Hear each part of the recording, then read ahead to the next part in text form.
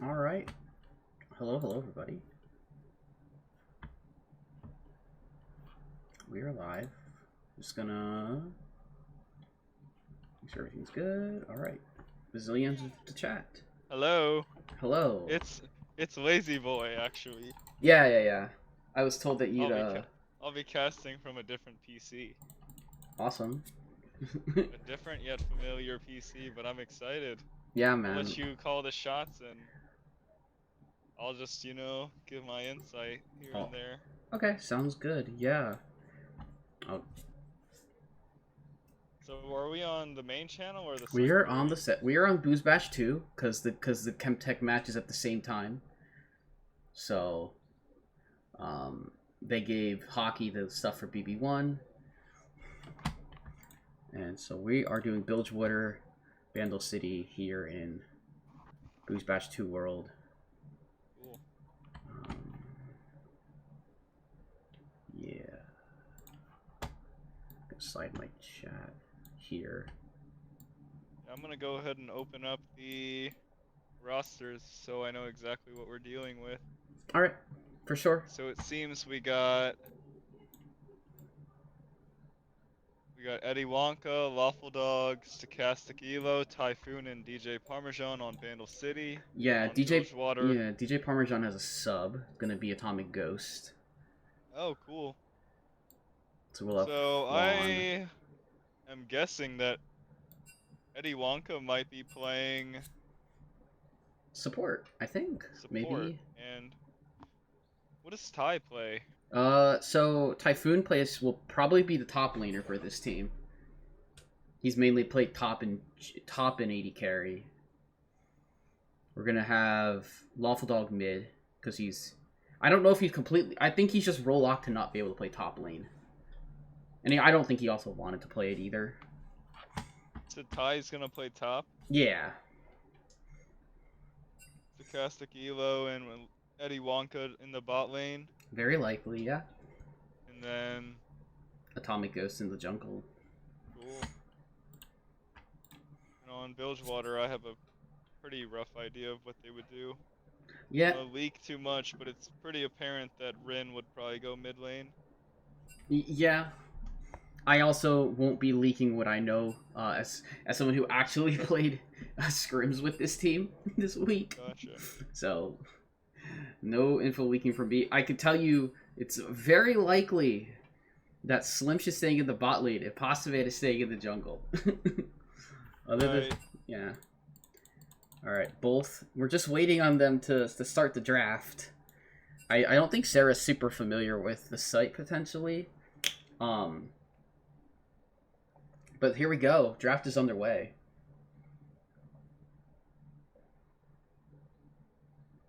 Instant Kane ban, that makes a ton of sense. Kane ban, yep. Yeah, I expect probably like Kane Evelyn in a third. Yone. Maybe a Yone.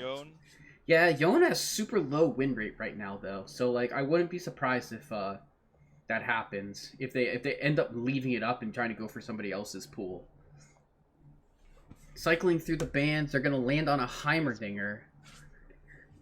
That's for Lawful Dog in the mid lane. There is... Okay, is this for the main channel? Because we need to get ours too. Oh, never mind, they have both of them going. Grant, the MVP mod. Yeah, we got Icy on the team. A Bard ban, it looks like, hovered. Bard?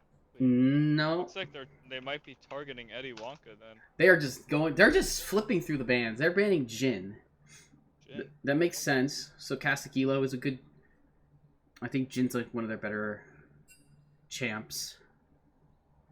Possible. Jin's also strong right now, so you never know. Absolutely. Alright, I wonder what this final ban is going to be. I wouldn't be surprised if it was something like a Camille. Maybe like a Camille. Oh, they're going to target the Mordekaiser.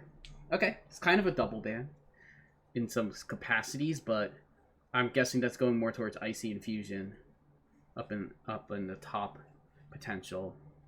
Right. Caitlyn first picked. Makes sense. Very strong AD carry. I wouldn't be surprised if we see something like an Ashe response as Ashe has been the other super strong AD carry. I feel like it has to be a Yone pick here. Then again, I don't think Bandle City actually plays Yone, so they don't have to early. Mm-hmm. Ashe, okay. Ashe is a good check to Caitlyn. You have 25 less auto attack range, but you have a very easy to hit W to the Cade and can actually run her down. Absolutely. And we're gonna take Sarah's. We're gonna take the jungler here with the Wukong. Wukong blind. I mean, it could be a jungle or top, True, but it could. probably jungle. I mean, Wukong early is not great. You want to pick it into a lot of 80 bruisers, so you get so much armor, kite a lot of those champions, but we'll see what Bandle City ends up picking here. Just gonna pick a Zac. Sarah does play Bear. True. Yep, that's a Zac. That's a Zac top very likely. Going to Typhoon. It is a flex technically. Zac is a great pick into Ashe, so I'm not surprised. Oh yeah, I had a lot of fun jumping on Ashes in the last BoozeBash. But see what this last pick is. It's a Hui. Wait, okay. Hui, one of the best mage champions right now. See if this. I mean, technically it's a flex. I'm not so sure it would ever go to the bot lane as a support, but we'll see. Pick. Yeah, it's a good support pick in general. Although Is that a Slimsh or a Buffalo Barrage? Aren't one of them sub tonight? I'm not Buffalo is subbed for Tahala. Okay. And so Slimsh will be piloting the Seraphine. Cool. Mm-hmm. I'm guessing they will be doing a Seraphine support in that case. Yeah, they're banning the Tristana. That's a ban away from Rin. Sure.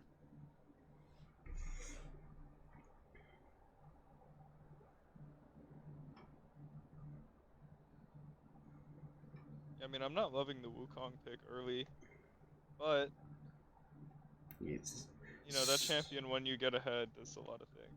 Yeah, for sure. Scale a little bit. Mm-hmm. So we see Zillion Swain ban and an Ahri, so they heavily targeted mid lane here, taking away the blind pick Ahri potential. Top and mid are still unclear with, like, I wonder, based on the picks, what's going to happen. Oh, it's a brand mid. Okay.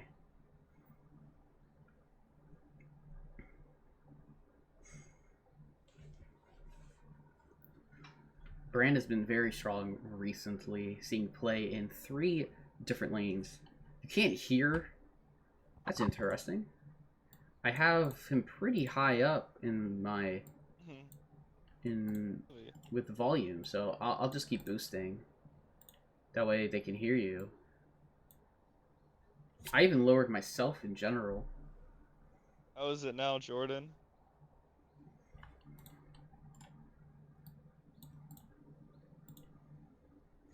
Here to give us some feedback.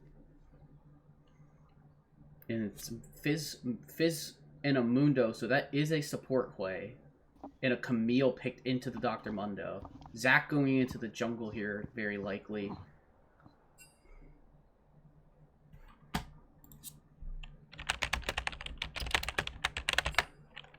Yes, it is. In the flesh, Colonel combo. Yeah, it is. Really? Yeah, so it will be a Dr. Mundo top then, and a Zac jungle. I wonder if they last minute flex pick that, but yeah. I wouldn't be surprised. I guess I have to. So it is a Wukong jungle with a Camille top and a Brand mid. If I had to guess. Yes. Oh my gosh, the game is loud.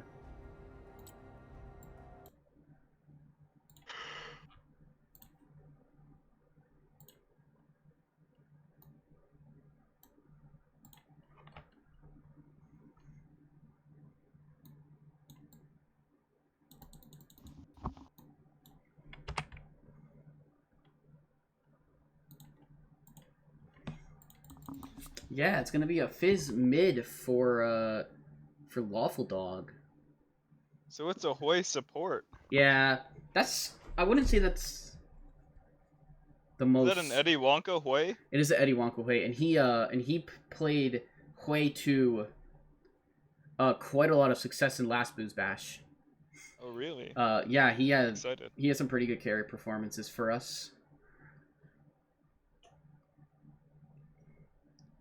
All right, yeah, and Combo is asking for some icy infusion lore if you have any. So Icy Infusion, from what I know of him, is a mid lane main who also plays top, and he used to play as a college mid laner at one point. So Okay, he's got competitive experience to an extent. are the volumes good now? Cause I boosted my thing up like the. Yeah, I'm listening. I'm listening to the stream on the side, and I can hear myself decently. So I'm not Okay. sure. It might just be me. I might just need to tone Not sure. myself down then. That's fine.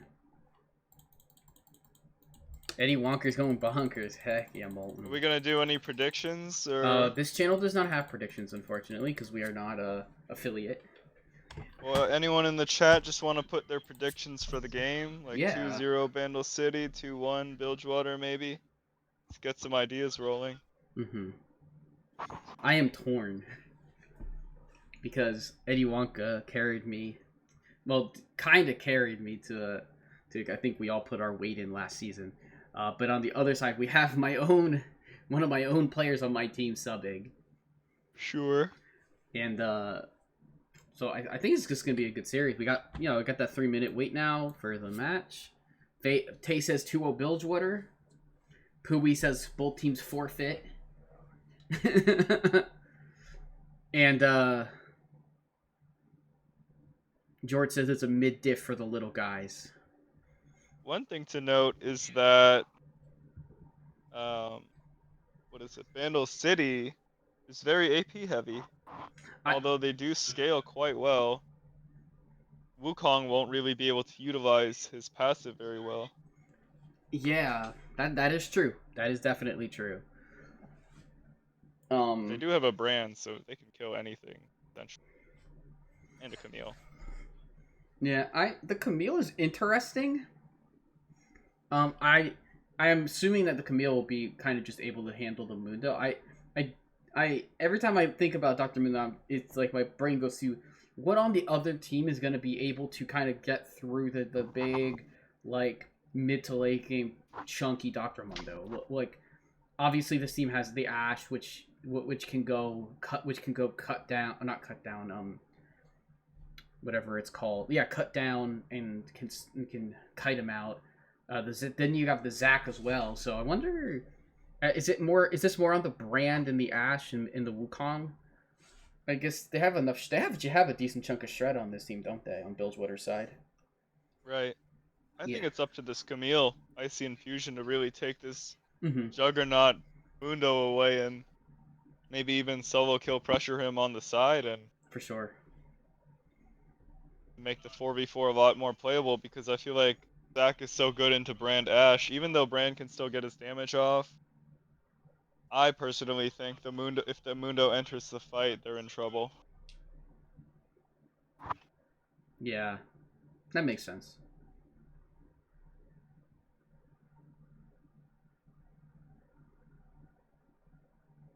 I do think that Zac can have a really good time here because there's just like you have not much peel. You have maybe a little, but like yeah, there's quite a bit of immobility for Bilgewater. Oh, you're absolutely right. That the Fizz and the Zac can definitely get on those backline targets. Yeah. All right, we're gonna load up the lobby. And we'll see what's gonna happen. Oh, why am I getting a spinning circle? Oh, we're getting in. Cool. I was nervous because we have had issues before with spectate. Both int, who cares? Toledo Camille or Icy Infusion Camille? I don't know. This will be my first time seeing Icy Infusion Camille. So, interestingly enough, Stochastic Evo has a level 33 mastery on Caitlyn. That is way higher than any other mastery in the game. Yes. That is true. So, I'm sure this is a comfort pick. Yeah. Yep.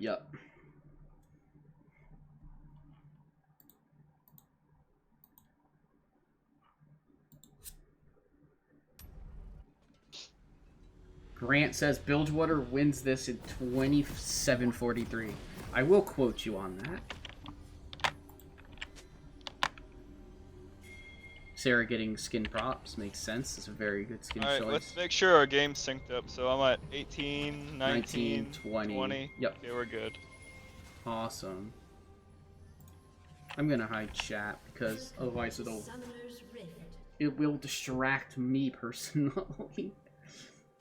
But 5 points from both sides. 30 seconds until minions spawn.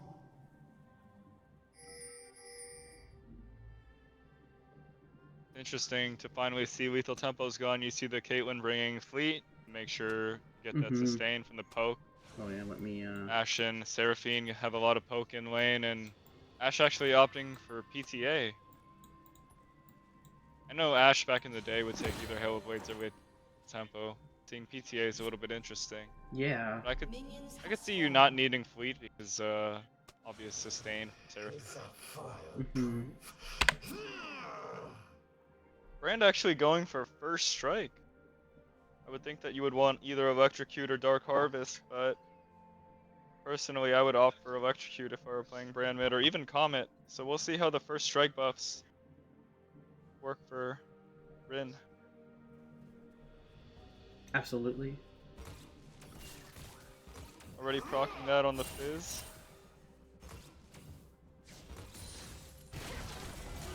Oh, great trades early. This forces out the heal from the Hui. Both suns already gone.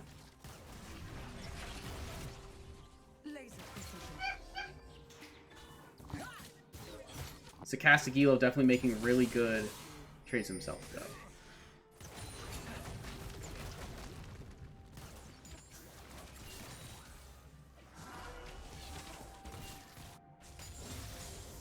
Alright.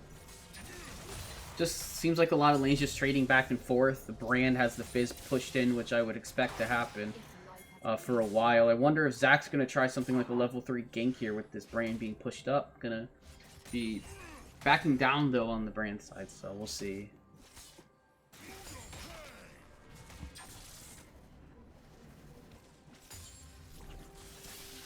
Yeah, it seems like Zach is actually staying topside here. Ignoring his bot side camps. Yeah, looks like a level 3 gank. This Ooh, Brand like this Brand might be dead here. Yeah, Waffle Dog's just gonna run the Brand down. Good flash. Does the Brand got pulled back by the Brand Zac is though? dead here. Can Brand trade passive, trade this no back? worries. Nope, doesn't trade back the passive. So first blood to the Fizz. That's not necessarily. Waffle Dog stays on top. Yeah, Waffle Dog does stay on top. True. Meanwhile, the bot lane is starting to get that poke out the way, landing his abilities.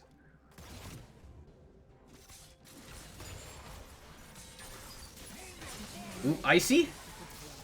Is Icy gonna... Oh, nope, not quite able to get the soul. Not quite able to get the kill on either side.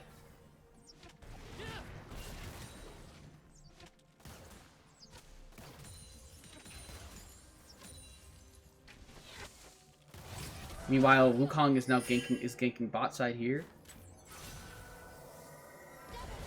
Stochastic Elo forced to flash. Good fear by the play to keep the Wukong from getting on to the Caitlyn. Flat. So just a flash burn by the Kate. And heal from the Seraphine.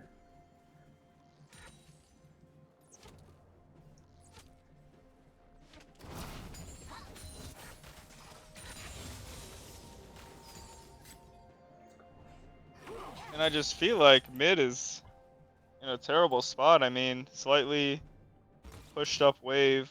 This Zac just comes right back. It's over. Yeah, meanwhile on top side, it looked like Icy was maybe trying to do some form of a freeze, but it just turned into a slow push. As Icy did use teleport, but the Mundo did not use teleport to get back. So gonna be a slight XP advantage for right now until Mundo gets all that XP under the tower, or right in front of it. First Drake is being started, but it is gonna get contested by Fizz. No Zac here for Smite though. Maybe they're just gonna turn here onto everybody. Oh, Fizz is gonna get Waffle Dog absolutely one-shotting Tahala. Yeah. Without Ignite, by the way. Mm-hmm.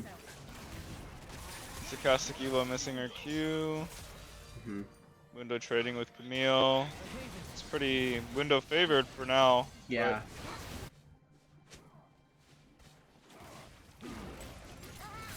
Oh, Sarah caught on the trap, and Lawful Dog now 3-0 on the Fizz. It's a little bit unfortunate for Sarah here, but I do think their team just needs to be a little bit more patient and play around their sums and make sure Fizz doesn't take this game away. I feel like that's the one champ they can never deal with. Yeah. They have to catch Fizz making a mistake at this point. Sure. Nice proc on the Brandy. Proc first strike. Fizz is just going to be able to trickster a lot of abilities.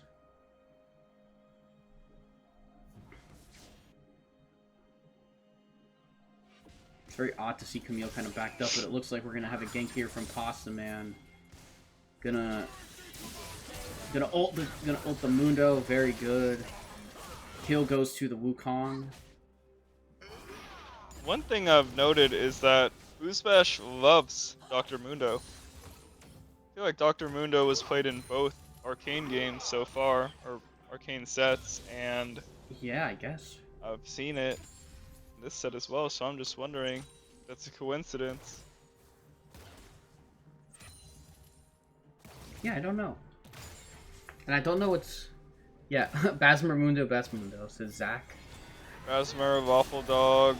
Yeah, I thought Lawful Dog's Mundo was excellent as well. Oh yeah, he's definitely got a Mundo. Mm-hmm.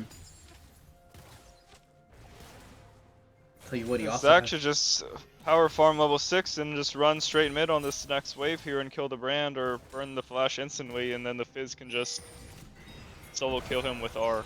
Mm-hmm. Yeah, for sure. I do agree with that. But Zac is going to take a back here.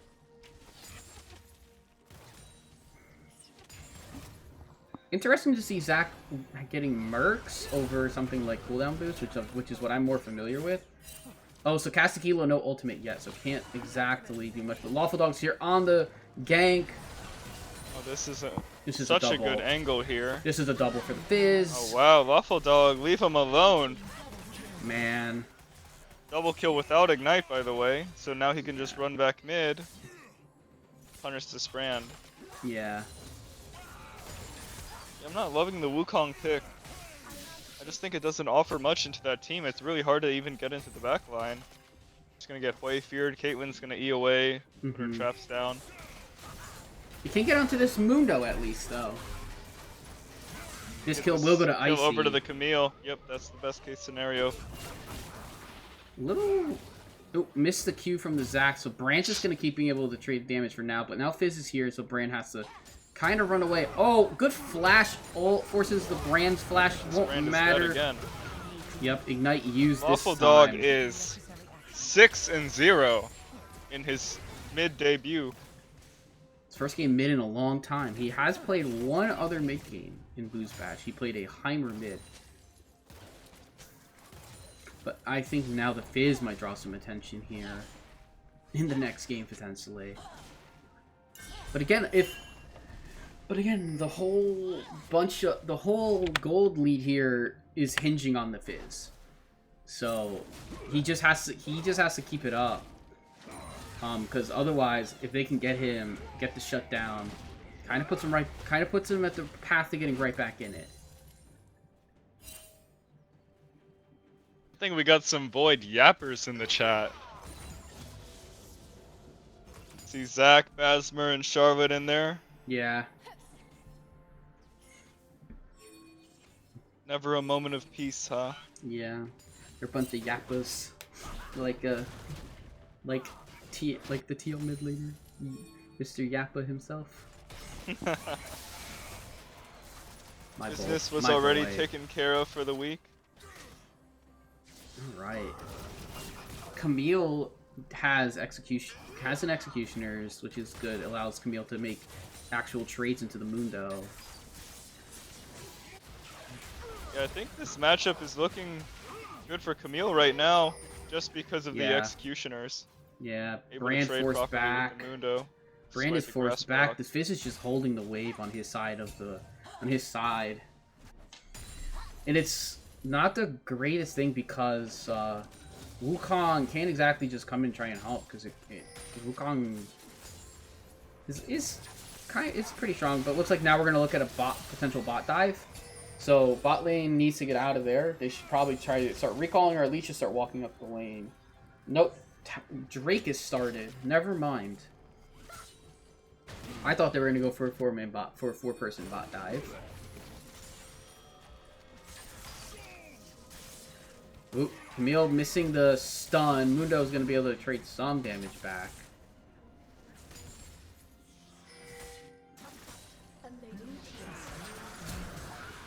Oh, Wukong's here again, ganking the Mundo. Kill goes to the Camille again.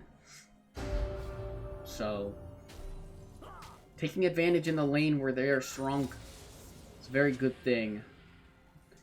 Definitely looks like the best case scenario that this Camille's getting rolling. I mean, at Yep. least Brand will be able to belt out damage later regardless of how many deaths he has, but I do think that... Is it Bilgewater? Yeah, Bilgewater still has a chance in this game. For sure. Oh. And chunking the Zac over here. Oh, Passive, Fizzle! Getting Zac flash. And His just ult, deleted. his flash. Waffle Dog is godlike. Waffle Dog Zolly did flash there, but I don't know if it's going to necessarily matter.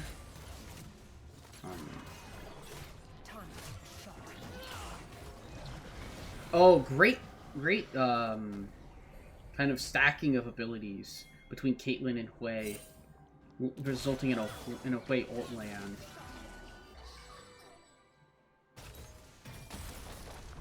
And I think that this bot lane is going to be able to take the final tower. Meanwhile, oh, they're back up on the Mundo This is again. going to be potentially another kill onto the Mundo. A little bit of miscommunication. The Wukong flash R-ing while Camille starts to walk away with no follow-up.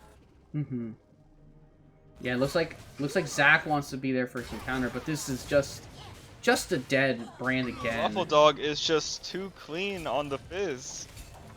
Yeah, the Fizz is really proving to be a menace.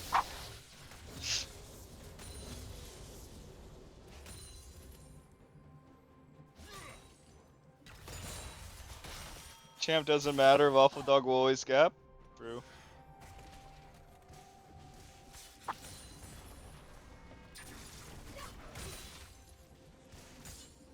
Red team's turret has been destroyed.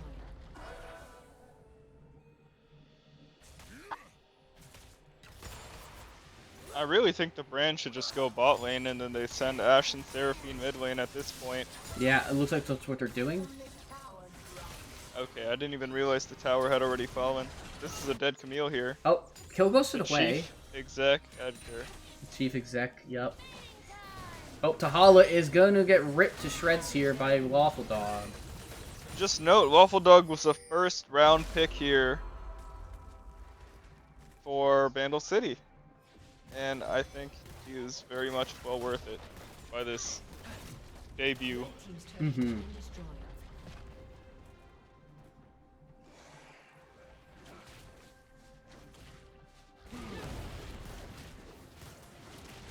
Icy Infusion's first death of the season on the board there to Eddie Wonka. Yeah. I think his first BoozeBash death ever, actually, that I think about it. Probably, yeah. I don't think he's played a BoozeBash before, but they're sending Mundo for to the brand here. Mundo's just gonna ult and run this brand down. And I don't think that brand can do really anything about it. They're forcing a teleport out. There's no ultimate, but there is the ultimate from the Camille. Kill will go to the Wukong. I'm at Wukong ultimate. The Hollow's getting run down by this Fizz, and I don't know if that Ash extra is damage is just going to be enough. living with 1 HP there. Yeah, for sure. I thought there might be another trigger, and that would take the Ash out, but I guess not.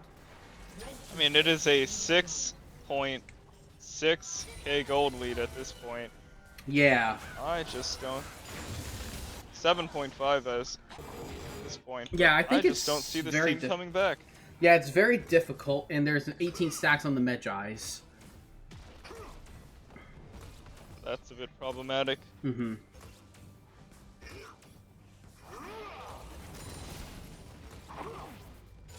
At this point, I think Bilgewater is going to have to completely reconsider their bans. It looks like, judging by this game, the Ashe did find into Caitlyn. Yeah. Down 5 CS. Mm-hmm. I don't think the Hui was too problematic. It looks like Zac and Fizz bans. Yeah, it definitely could be that way, especially because Zac is a flex. So, Sure.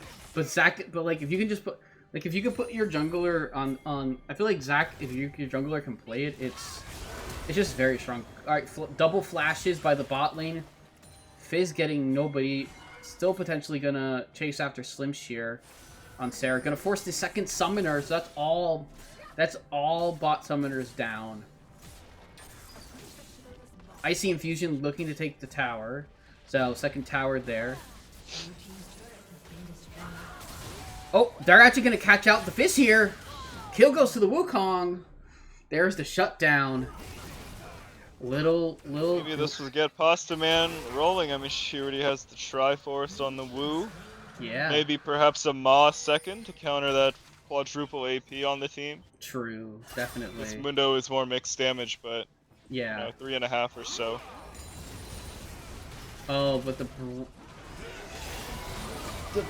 that's a good Seraphine ultimate. It That just doesn't is save just the brand. overkill onto Vulpine Fury. Now 0-6. Mm-hmm. I don't agree with the Rylai's at this point. I mean, you're gonna get one shot either way, and I think you just want to output as much damage. So yeah, no Blackfire, which I think is coming next. I think that would have been the ideal first option here. Might as well. Oh, just good get all your Ash damage ult. off. You're gonna Onto die the Hui, forces a flash. But Juan's going to go in. That's going to pop the Zac passive for sure. Surely. Tahala goes down to the Hui. And Hui's turning into an AP carry more than the actual AD carry is going to carry this game on at this point. 3 kills. The Mundo getting baited a little bit into that. Icy Infusion here as well. Meanwhile, Lawful Dog returned to top. He's following his natural instincts and going top lane to split push. But that's actually a very good call though, putting pressure in that second lane.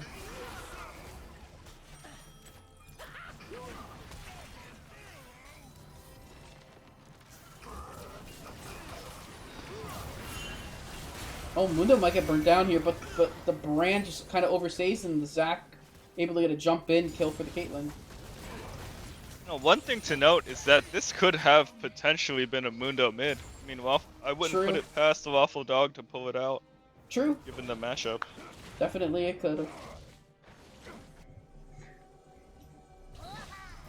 We got Waffle Dog Jr. up top. Yeah, bro is banned from stepping foot in the lane apparently. Nah, I thought it was really smart to push at it, but maybe mid lane would have been a better lane. But maybe the lane was already pushed in at that point when he did it, so there's no real use because he can get rotated on pretty fast. Go to that top side, get that rolling. Brand is catching the top wave, and the rest of the 4 are all grouped up. Which isn't great, seeing that you probably want Camille in a split push situation against this team. Gonna burn the Camille already here. Hui ult. And that's gonna This be. Hui ult is gonna decimate the entire team. It gets the Wukong with the ultimate. Yeah, very good Hui ult. Icy lives, but unfortunately the Wukong doesn't. No instant turn on to Baron though. With all the even all the low members. Wait, I said no Baron turn. There is no Baron alive. I am That's crazy. Here I am thinking it's been 20 minutes and this team can just turn to Baron and it's 19 and we're at 19 and a half. Now Baron is spawned.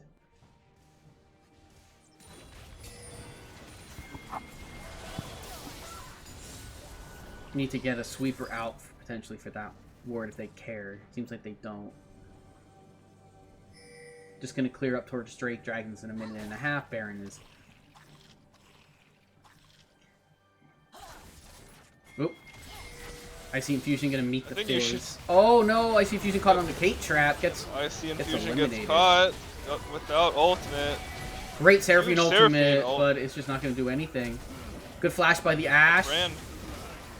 Brand is just completely split from the fight, unable to get the damage off on the team. Yeah. Zac surviving, I'm assuming has passive at this point again. Maybe not though. A Black Cleaver built on the Wukong, I just don't agree. Yeah. You should definitely go Moss second here. Yeah, I think it's definitely a good thing to have that MR because this team is, like you said, very AP heavy. They have Zac, they have Moon, they have Zac, they have Fizz, they have the Hui. The Hui is 309. The Caitlyn is Caitlyn's definitely more than holding her weight up at this point, obviously. Oop, we're looking for sweeping for Drake. Gonna run into the Zac, but not gonna really be able to do anything about it. Probably just take the wait, what is Wukong doing? Oh, I guess Wukong popped over and around. Kind of caught out here, but can W over the wall. Fizzle used, lands on nothing. Brand is getting 3 shot, but Icy Infusion over the wall. Here. They get Fizz here. Huge shutdown on the Fizz. It actually looks favorable. It looks promising, but everyone else is dying. The Hui ultimate goes off. I think Icy Infusion kills 3 here. Yeah, that could happen. But this Mundo is a little bit too big. I think if the Brand was able to get his damage off on the entire team, it would have looked like a good fight. Yeah, Mundo with that W active, able to take out the Wukong. That's a full ace and a Drake. I wouldn't be surprised. But with the jungler being down for 30 seconds and their jungler not being down for that long, I could see them considering going Baron off of it here. But they probably have to win another fight prior, so they're going to just take their resets.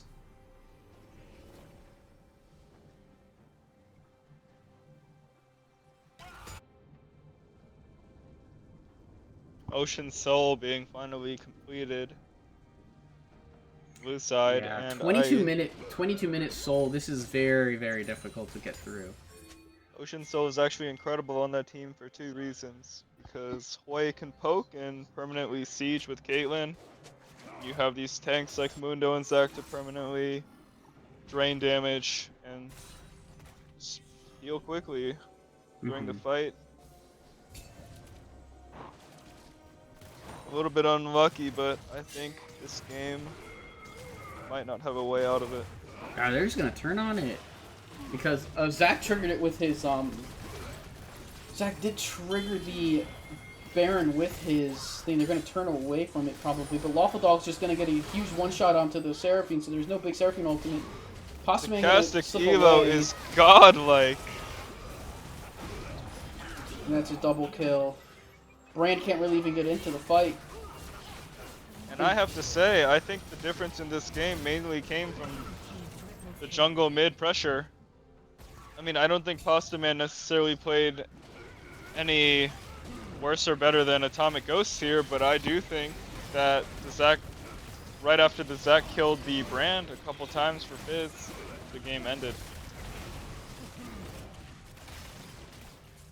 So I think we either play next game to try to ban out Lawful Dog or counter gank mid.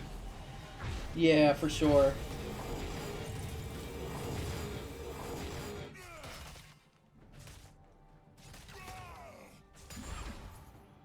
I mean, I will be honest. I was not expecting a Fizz pick at all, but it worked. But it was like looking at the comp, it was like definitely like, especially just in the lane phase.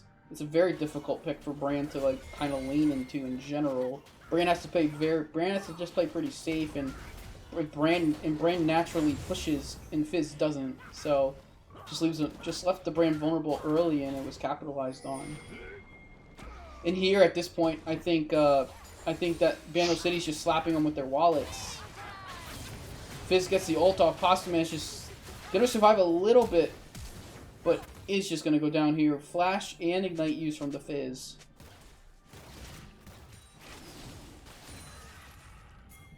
Red team's turret has been destroyed.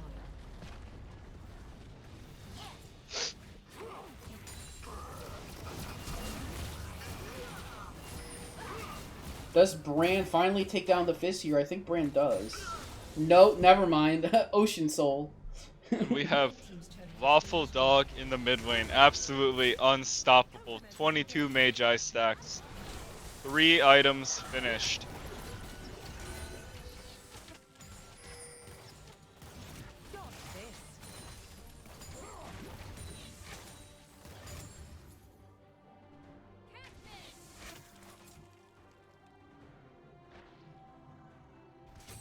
Absolutely, yeah.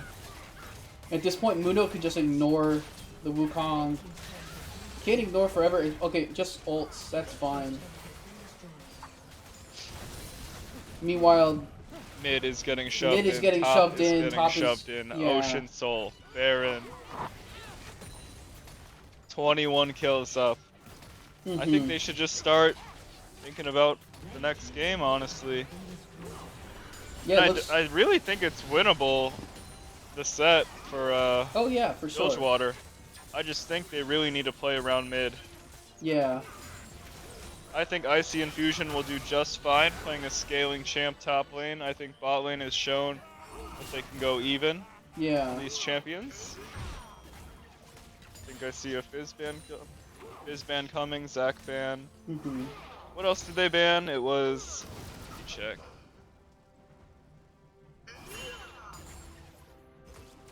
What did Bilgewater ban? They banned Jin. They banned Heimer. They banned Jin. They banned I forget what the third ban was. Yeah, I can't remember either, but I can look at would it though. say Heimer, Fizz, and Zac would be good bans going in. Set. They went Morgana for their third Morgana. ban. Yeah, that champ is thriving in the jungle. The new items, but Yeah, and I guess they figured that Juan does play champs like Morgana in the jungle. I'm not so sure that I think they could probably drop the Morg ban and substitute it with like substitute with something like a Fizz ban for sure. Oh, Icy Infusion, gonna get jumped on one by champ Mundo. that I would love to see on Bilgewater would have been Galio. I think Galio would have been an insane pick here. True. Either support or mid. Yeah.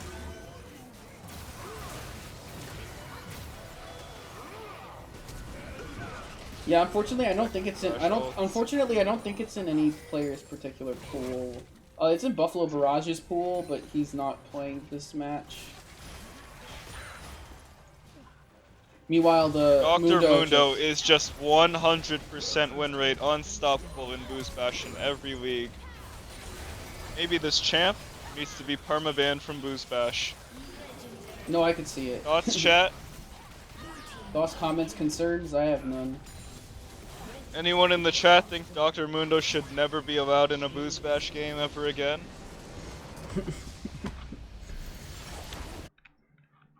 Basmer says no. Fitting.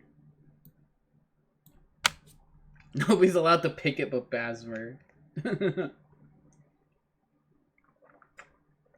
Convincing victory from Bandle City, but I do think it was draft diff, and I think Ben is playing out of his mind. Juan played great too. Yeah. I think all the other players in the game played well too. It was just a slight difference in the mid. and maybe jungle. Not really.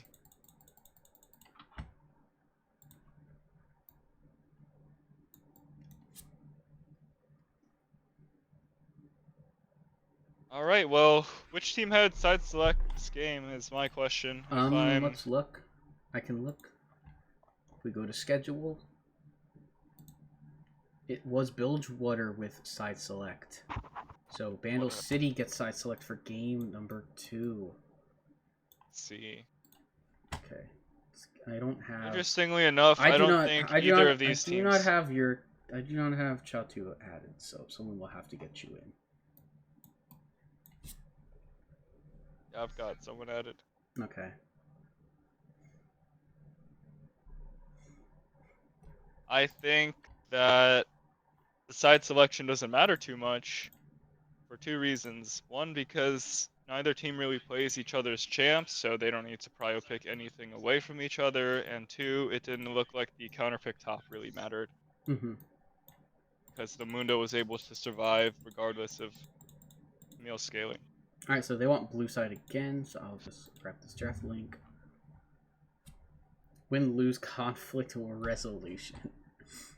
What is this? Alright, they're going right back into draft if I'm correct. Long ass names. Golly. Bandle City, win, lose, conflict, or resolution enthusiasts. And then the Bilgewater's HR complaint.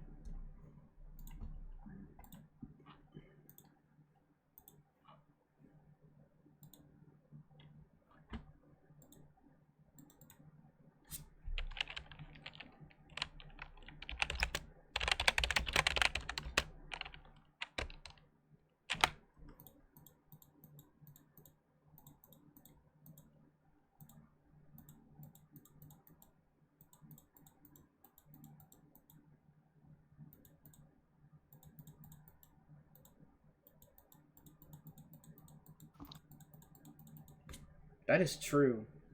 Was that game Waffle Dog diff or was it Jor diff? Harnessing his inner fizz. True. I'm gonna give it to Jord. He needs a dub. He needs another dub after the dub he got last night. Yeah, that was quite a set yesterday. I was only able to tune in for the end of the second game, but that was quite convincing for Elyord. Yeah. I do feel a little bad. Apparently, Evan was actually starting to fall asleep after, because he was coming off of like a very long, very long work shift. So he was very tired, to the point of almost falling asleep. So Noxus will bounce back. I'm pretty sure and Freljord with a big win. All right. Yeah, this tournament is far from over. Oh no, and even then, these matches. It's in the chat. You guys can't see it, but the round robin really is a lot just for playoff standings, because every team will make playoffs. It just depends on your, like, in Hextech it matters more because I believe there's probably going to be a 1 and 2 seed that get a bye week, so you want to be higher up in there. Looks like one team is readied up. Just gonna wait on Bandle City, and the bans are underway. So let's see how they adapt. All right. I don't think we're gonna see much adaptation out of Bandle City. I think they like their bans. Still gonna stick with the Heimer ban. Don't want to see that. I feel like Heimerdinger might not even be too terrible if you're seeing Scratch a Fizz. Evelyn, predicted Fizz ban. Yeah, probably also gonna Last ban has to be Zach, just based off of their champ pool. True. On red side, Bilgewater, of course. Yeah, I think Zach has quickly become a champ that feels like pretty ban worthy in BoozeBash. And there's the Mord ban again, and there's the Zach. You were absolutely correct. They took your exact advice. So let's see how this plays out.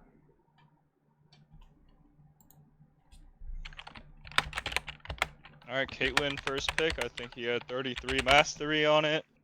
Way higher than anyone else in the game. Just a comfort pick that they're probably going to blind for the rest of the season. So Caitlyn's there, and they're going to take the Jinx this time. Jinx Nautilus. Jinx, good answer to Kate. A change up in the lane. Yeah, the Caitlyn pick is, yeah, that's a really good. It's a really good blind pick. Caitlyn is so strong right now. I could even see them just repicking the Hui. I could see another Mundo pick. True. And they seem to I mean, enjoy. They seem to like the Hui and the Hui and the Mundo, but they're gonna take a Mumu for the jungle. Just gonna play tanky. Just play tanky junglers. Oh, and the Swain.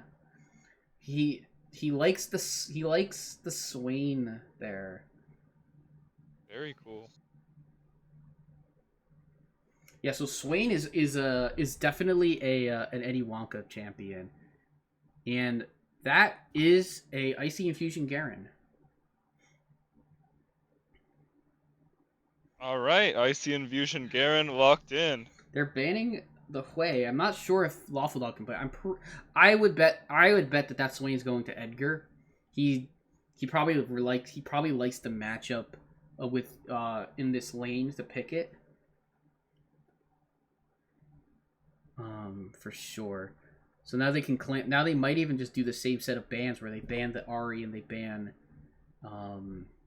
their other champ, the Tristana. They're banning the Camille themselves because that is a miserable matchup for Garen. No, it's a Bilgewater pick. Yeah.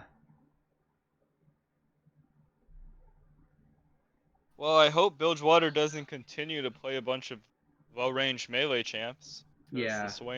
The Swain and the Amumu are going to thrive, and Caitlyn will just down traps, and it'll be really hard to get to the back line. Mm-hmm. We'll see what I see in. Talia I guess mid. Rin hasn't picked. There's the Rin Talia. So they're saving counterpick for Sarah. She gets to look at the pool and see what type of jungler she wants to play here.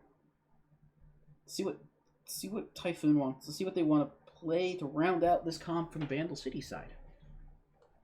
One champ that I would love to play this team is Hecarim. I think it would be a really good Hecarim game.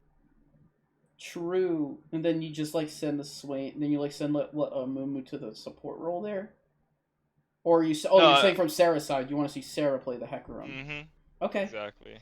Yeah, I don't know if that's in her pool, I'm being honest. But we'll see. They're going very AP heavy again. So Malphite. Interesting. Yeah, they're just trying to out-tank. I am guessing that is a Swain support then. Yeah, that's what I think as well. Yeah.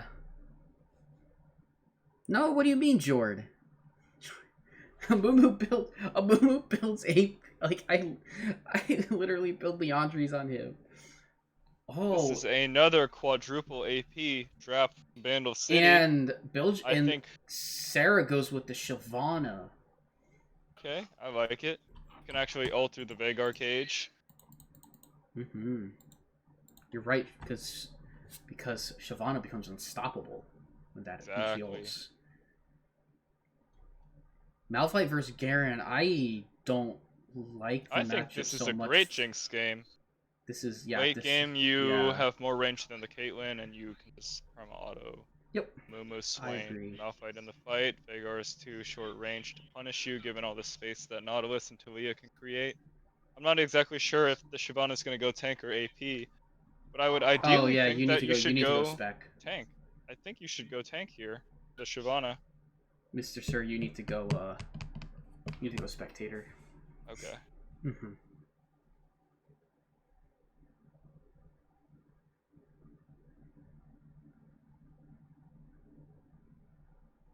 Mumu fixes the all AP. I agree. when you got a 33 mastery Caitlyn, you don't need any AD than what you have. Mm-hmm.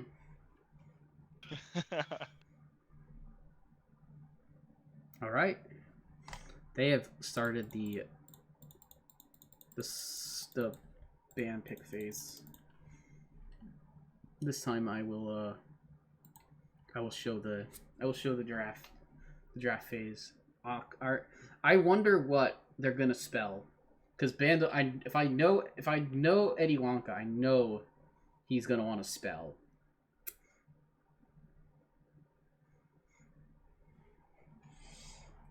Alright, we're starting with an Akshan into a Rakan, so AR.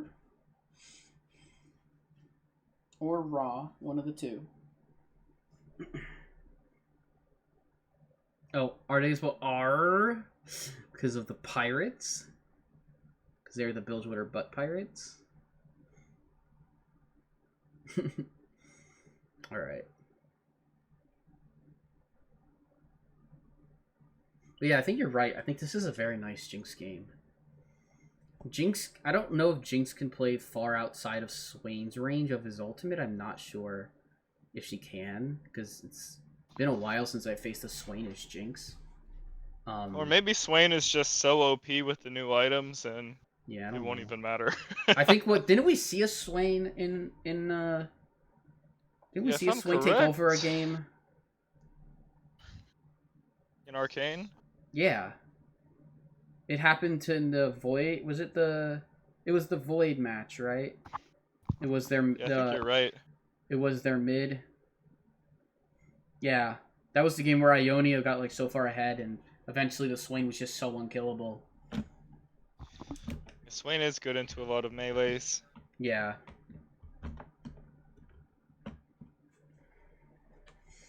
Although I am not 100%. I guess they are locking in their champs now, and the game will be soon underway. But it is looking like a Veigar mid. Yeah, guess so. Yeah, I knew that Eddie plays Swain. We unfortunately couldn't find good Swain picks throughout the season last season. But we knew it was in his pool. I know it's in his pool. But yeah, I think it's like it's funny. I think it's funny. Atomic Ghost is kind of doing his best impression of me last season. If it's no Zach, then we're playing a Mumu. and maybe Sedge is his third. Maybe Sejuani's his third pick, like me too. But I'm interested to see Shyvana. I mean, I haven't seen Shyvana in a BoozeBash game in quite a while. I imagine there was a Shyvana game last season from Kel, because he's very well known for playing Shyvana.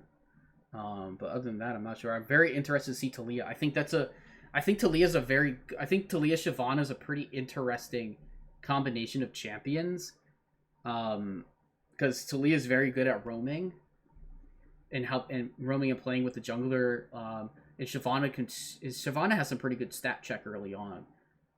Yes, she does. And when she hits that level 6 spike, her early skirmish is very strong. So what the Shyvana wants to do early is just try to contest as many Amumu camps as possible. You have pretty strong laners in Talia, Garen. Veigar isn't too strong early, other than the cage. Malphite has a not too strong P6, so I just think Shyvana should walk into Amumu's jungle early and contest something, and then play for Drakes and hope that Jinx can scale. I think Icy Infusion will do great on the Garen. That's one of his comfort champs. And Malphite really do too much into that champion anyways. I think the game gets out of control when Swain gets too strong, because that champ is pretty strong into Nautilus, Garen, and Shyvana. For sure. Any predictions for this game, chat? You think it's a 2-0 Bandle City, or Bilgewater takes game 2? I know the last game was one-sided, but just note that there isn't a Fizz in this game that might drop 20 kills. Yeah, I also think Bilgewater. I'm rooting for Bilgewater to win this one. Because it obviously means more league, but at the same time, I really like their comp. They have Jinx is a champ near and dear to my heart. Nautilus is a champion near and dear to my heart. Garen is a champion that I enjoy playing as well. So I would look. You're living vicariously through the other. Yeah, I'm just like I want to see if Icy's gonna, because I have played against some Malphites as Garen, and I have typically like. I mean, this isn't my elo, but even then, like, I've gapped Malphites. And I know Molten in finals against Void, he had a couple of Garen Malphite games, both against the Void, and he was able to really take it to the Malphite, to the point where he was just the problem. So I wonder if IC is going to be able to do that against Malphite. Seems like Typhoon is definitely Typhoon's up for the challenge. He did quite well on that Mundo. As we start to begin to load in, I do not have to change anything. Awesome. Oh, skin check. We've got Leprechaun Vagar. We got some good skins. The God King. Excellent choice from Icy.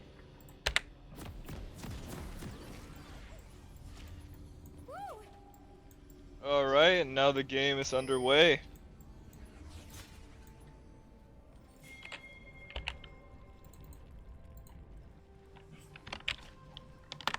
Malphite opting for the D-ring start. Yeah. Alright, so I don't think I agree with that, considering that the Garen has too much sustain in lane. Oh, we're gonna go for an invade, doesn't find it. Okay. Swain's gonna be able to get out, get a ward. One word of advice on that bot invade is it's better to walk through the bot lane. True. Hug that wall near try, dodge vision. Mm-hmm. Absolutely. They are gonna get a ward down at the red. Looks like they know that they got a red ward. Minions have spawned. We're doing a late camp we're doing a camp invade here, but they should spot them out here on the vision.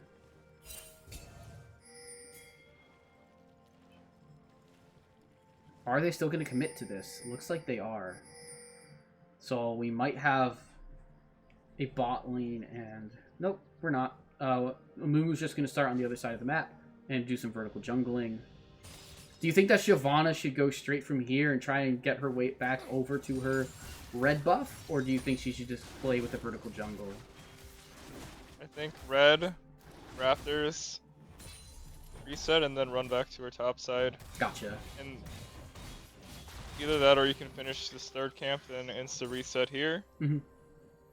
But I do think you just take 2 camps, reset, and then run to your top side, and then you full clear down for the most part. And then Amumu will only have 1, 2, 3 the camp's top side, and then Krugs, maybe the bot crab, but you'll be up so much CS at that point.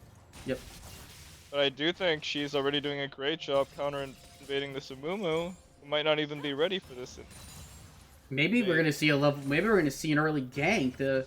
On the bot lane. The bot lane keeps a little bit more pushed out, but it looks like they're playing safe. I don't think the Shyvana should even show on vision. True, you're right. Oh, yep. She's just gonna take her back. Amumu's gonna go to the other side. Gonna go to hit to her top side, and Shyvana's gonna meet the Amumu. Maybe once a Talia shoves, should definitely call for Talia to go looking in the jungle for this Amumu. Yep, and this is exactly why I said Shyvana should only do 2 camps and reset. Now Amumu gets to do these Raptors for free, actually. Does he get him though? Shyvana, because he's getting. Oh, he does get him, but he's collapsed on. Good flash. Amumu's pretty much out. You're right. I think you're right. 2 camps. And back would have stopped the Raptors. Run back up, contest the Raptors there, and game should be GG. Oh man! Oh, unfortunately, not on vision. The Swain would have been dead there if there was vision. Slim's forced the flash. Caitlyn's gonna try and take out. Gonna try to take it, but Caitlyn with some good trades. Caitlyn's back to go, or Jinx is going back to going fleet now.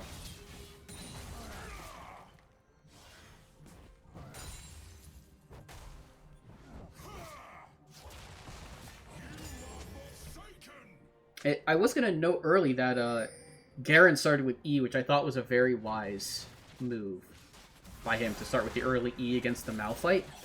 Just to try and get early level 2 and apply pressure. But nothing really came of it. But Icy Infusions? Did he get that? He did. Garen got the Scuttle Crab. Which... And it is already looking rough for Amumu.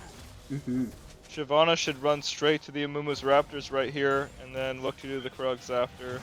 They're very pushed here in mid, though, so I think Slim's just going to look for a hook. He misses it. Shyvana definitely should not keep trying to go now. This is a definite mistake. Should run straight to the enemy raptors here. I think that's what she's doing now.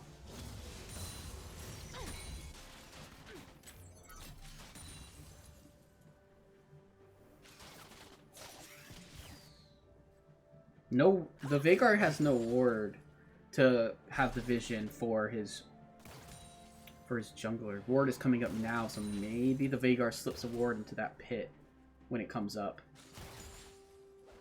to check and know that Shyvana was there. Oh, Shyvana's going, calling for a gank. Slimsh doesn't have anything, has to land some hook. Misses completely, but Caitlyn has no flash here. Give it to Jinx. Swain. Nope, first blood to Shiv. That's also okay. Great setup by the Jinx traps. The hook by the Nautilus forcing force the Swain to be displaced and go forward into with the Jinx traps going down.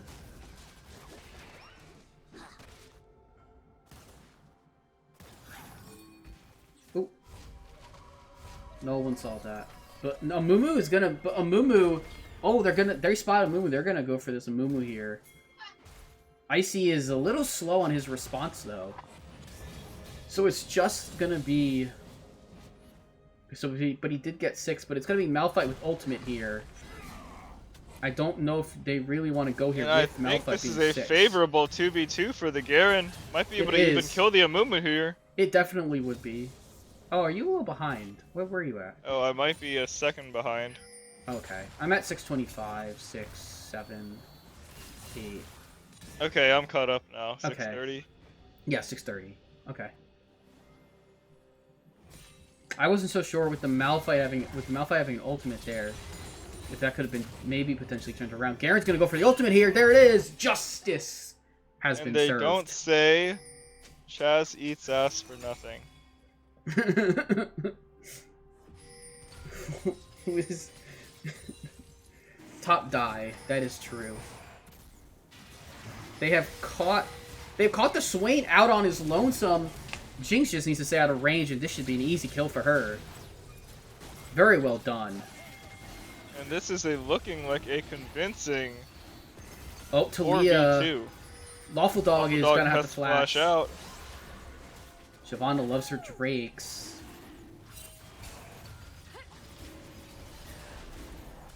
The Jinx is still around, so definitely can maybe... I think Jinx should set traps behind her, just like that. Keeps the Amumu having to run around. Allows for the Drake. Sarah's gonna have to flash out of the pit.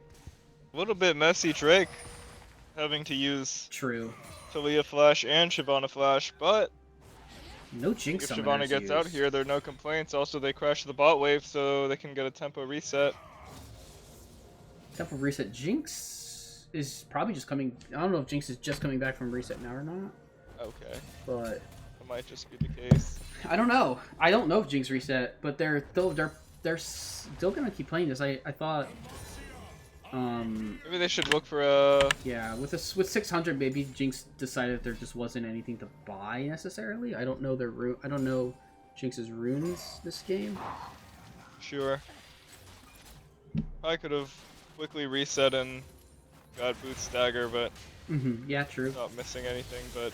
yeah. I think they still win. Actually, Kate is Dark now. That's a really strong early item for Kate. Oh, they're gonna go for the bot dive here, but I'm pretty sure it's gonna get spotted out. Slimsh is being very risky with that ward. Caitlyn ultimate use just to poke at the Jinx. It's a lot harder. Lawful Dog up 14 CS in the mid lane. Yeah. Kate is up 17 CS in the bot lane. Luckily, there's a slight top gap in that Garen is up 18 CS, but 18 CS plus just the look kill. like, yep, just look like Bandle City is farming slightly better, which is keeping them in the game. Yeah, for sure.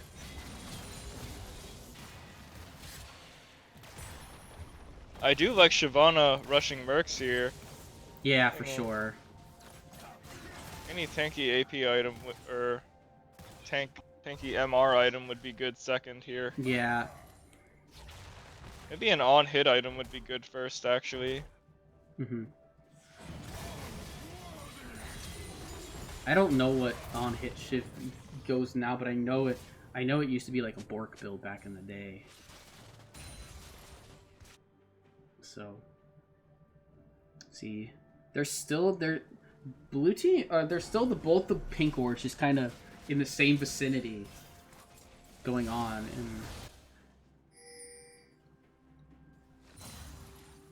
what looked like a really bad start for the Amumu really hasn't turned out to be all that terrible in the end.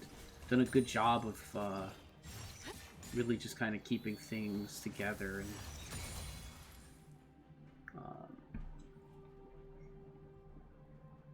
Yeah, like only like probably what 2 camps down at this point.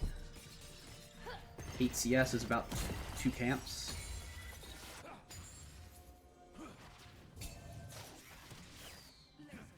Dodged out the W, so. But the Swain is gonna get Nautilus hooked here. Jinx is gonna set the trap.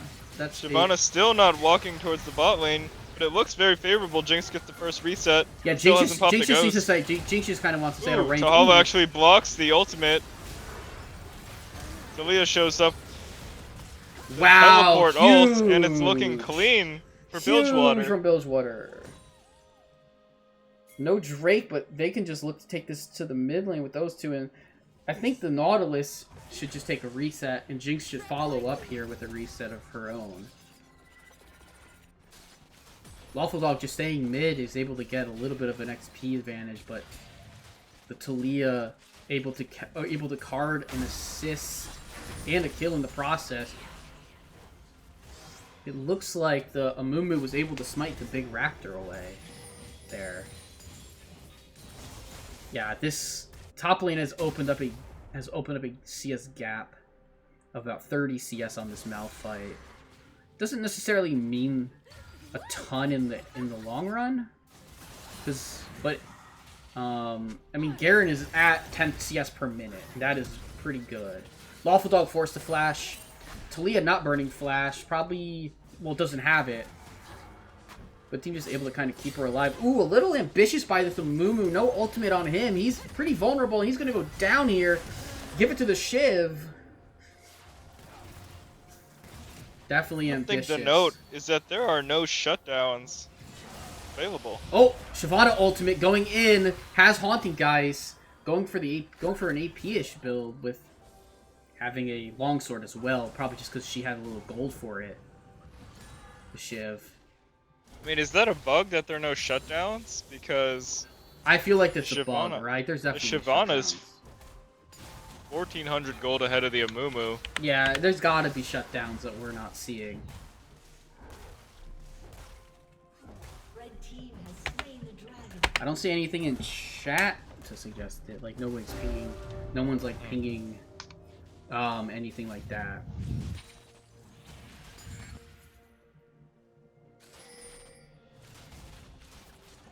But I am curious to see what lethality Caitlyn will do now. Is going to be doing at this juncture.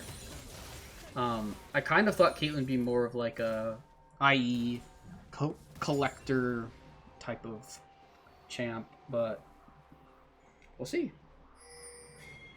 Meanwhile, Jinx with the IE already doesn't have boots yet. Probably wants to get those now after for her next item. Get those boots. Stochastic Elo is stepped up very far. Is Caitlyn, so could have shuffle away. Garen's just gonna get a Swain potentially in a bad position, but doesn't get found by the Talia. This could be now a bad position for the Shyvana potentially and the Garen. Garen caught out. Garen forced to flash. Talia on the backside. Swain ultimate goes out. Just gonna keep the Swain at distance. Flash by Juan uses the ultimate on the Talia with no flash. So that's a flash and an ult for Talia flash the previous Talia flash.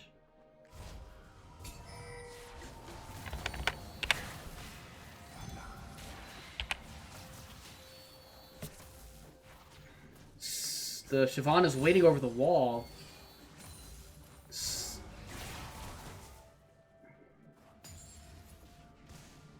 Lawful Dog stays, this could be a bad situation for him. There's the Shyvana over the wall. Nautilus ultimate used. But rooted by the Swain. Gonna flash smite and gonna still try to get this. Is gonna be able to get the kill. Goes to the Jinx actually with the Super Mega Death Rocket. Will result in the Shyvana going down though. There's your first bounty. Jinx has a 200 bounty. So I guess there was no bounties. Very surprising, right?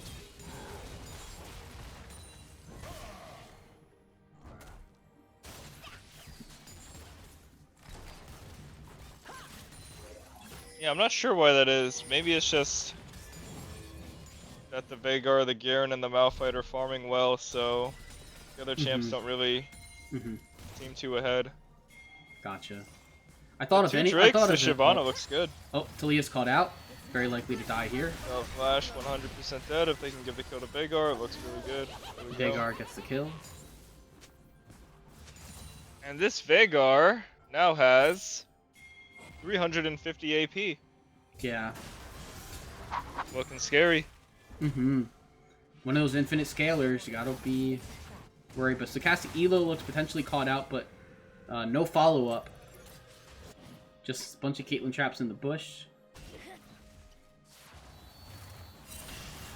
Sarah not quite to ultimate yet. Wouldn't be able to jump through that. Taking a ton of damage.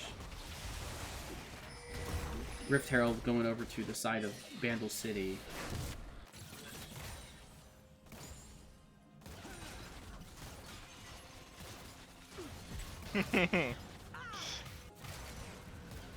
What is this banter in the chat?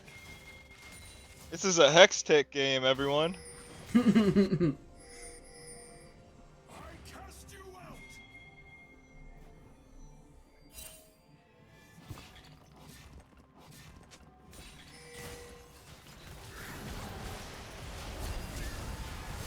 They get the tower.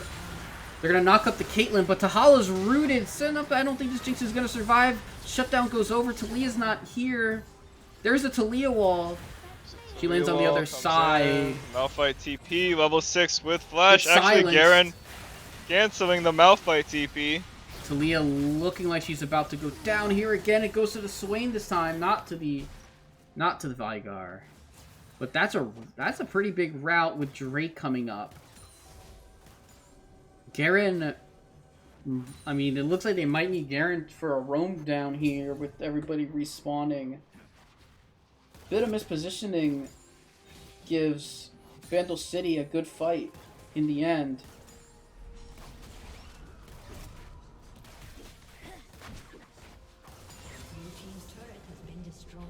But the Garen probably made it so it wasn't a full wipe because he got that Malphite teleport canceled. This could be pretty detrimental if they actually try to get this. Talia now has her Banshees, now has her Verdant Barrier.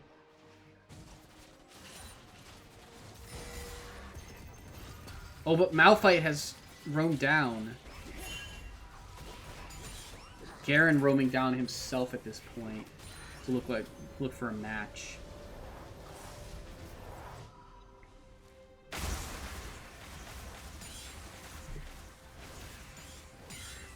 I think for a little bit here, I'd like to see the Shyvana just pad her farm up, and have the team be a little bit less active on the map for a little bit, while the Shiv tries to get now that she's got level 11, get towards her next item.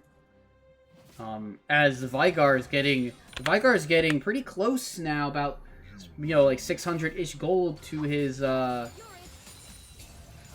death cap.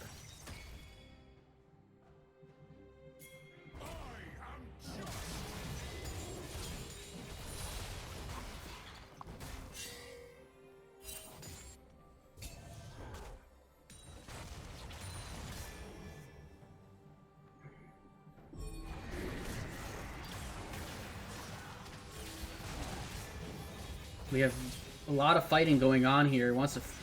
Direct the camera wants me to stay here with the Garen. Garen not quite able to get the kill. Did not have Ignite in the process. And Malphite's just going to be able to stay because of his passive, giving him a shield.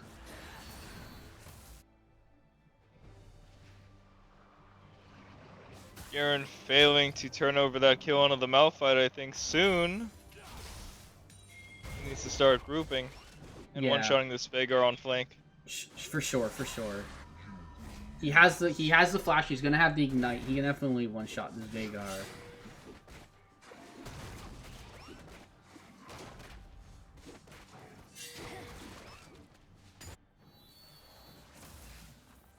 I think Shyvana is trying to get a one-shot on Veigar here.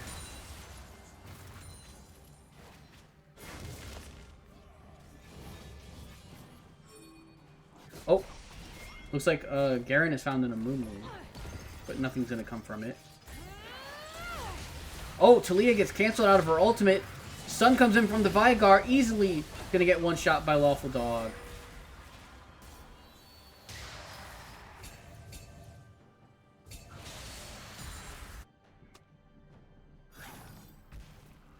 Nautilus unable to land a hook on the Caitlyn. That might have resulted in something.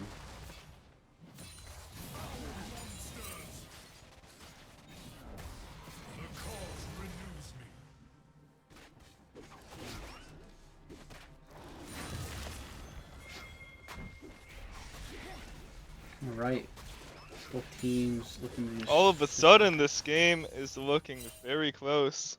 Yeah, for sure. And if it's looking close, I do think that Bandle City has that little bit better scaling with that Veigar, who has the 4. But who has this all the one kills. thing to note is that there is still 4 AP, and this Caitlyn is building lethality. So I really think Yeah. that the blue side might not have enough damage if red side builds correctly. True. I already see double verdant barrier coming from Shyvana and Talia. Yeah. For sure.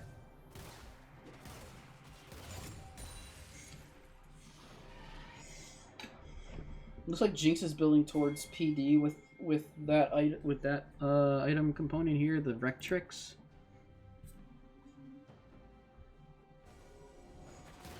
Dragon's up in about 50 seconds. Garen's coming out of base. And is just gonna go down towards the Drake. Malphite with the teleport is just gonna opt to. It looked like he was just looking to walk down, but they have to clear as many of these wards as they can to make sure that they don't get hit by a flank ward. That they might have a better idea of where Malphite's coming from at that point. The other thing could be opting to trade a Drake for a Baron. Oh, Verdant Barrier popped on the Talia there. Icy Infusion taking almost half health just from Veigar alone. Wow. And this Malphite is still top lane pushing. Oh, Finally, he's TPs. teleporting. A little bit impatient actually from Ty, but I agree, yeah, Typhoon will... I still think he just needs to press R on the Talia and it might be over for them. He's looking, but they're just kiting it out. But that's just the zone they need. I think Talia should go mid lane here. I don't think they should worry about a fight or anything like that. Instead, they're going to go for the fight.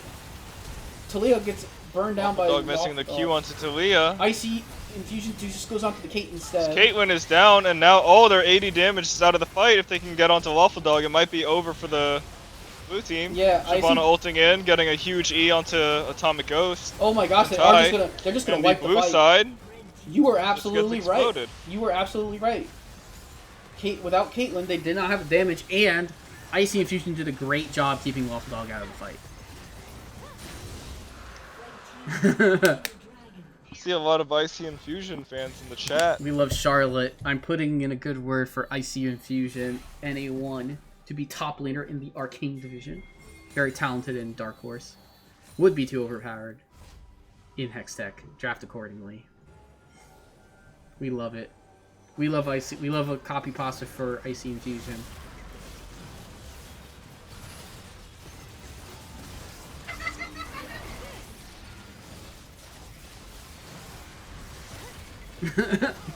Basmer did the Basmer copy pasta. And that's a Baron. Alright, I thought That is a third Drake and Baron going over to the red side. Just like that, it went from a 600 gold. Whoa, that's a lead to long-range 4K. Caitlyn ult. What did that... that did a lot of damage to the Nautilus. They're trying to chase him down.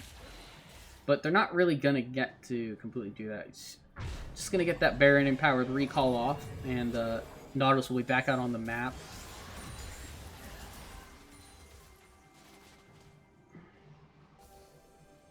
Grant asks, please zoom in a little bit. Oh, okay. No problems. No problem, Grant. How do I do the thing that takes everything away during a team fight? I don't know what that click is. So if Grant knows since he's here. If he could let me know, that'd be super appreciated. Oh, Tahala gets pulled in by the... But he just survives. Jinx is H? Okay, thank you. But Jinx is now kind of just... was able to kind of survive and free farm, be able to free hit a little bit here. Subs with a great pull onto Stylochastic Elo. That's going to be a kill to the Shyvana. Now 5-1 and 5. The AP Shiv just wreaking havoc here. And I see Infusion's going to top lane here to push, and Amumu's going to be backing, so not going to... You're going to... Oh, alright. Lawful Dog getting slowed there by Jinx Zap. Don't touch UI anymore. It's perfect. Thank you.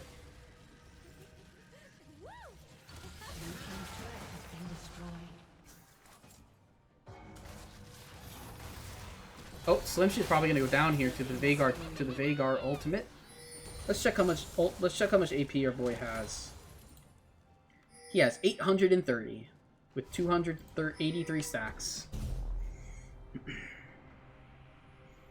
But we see the double barrier.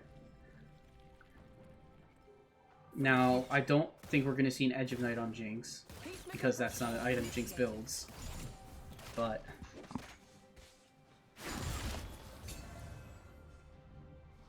and I don't believe there's a tank item that works like barrier, right? That works like that, right? There's no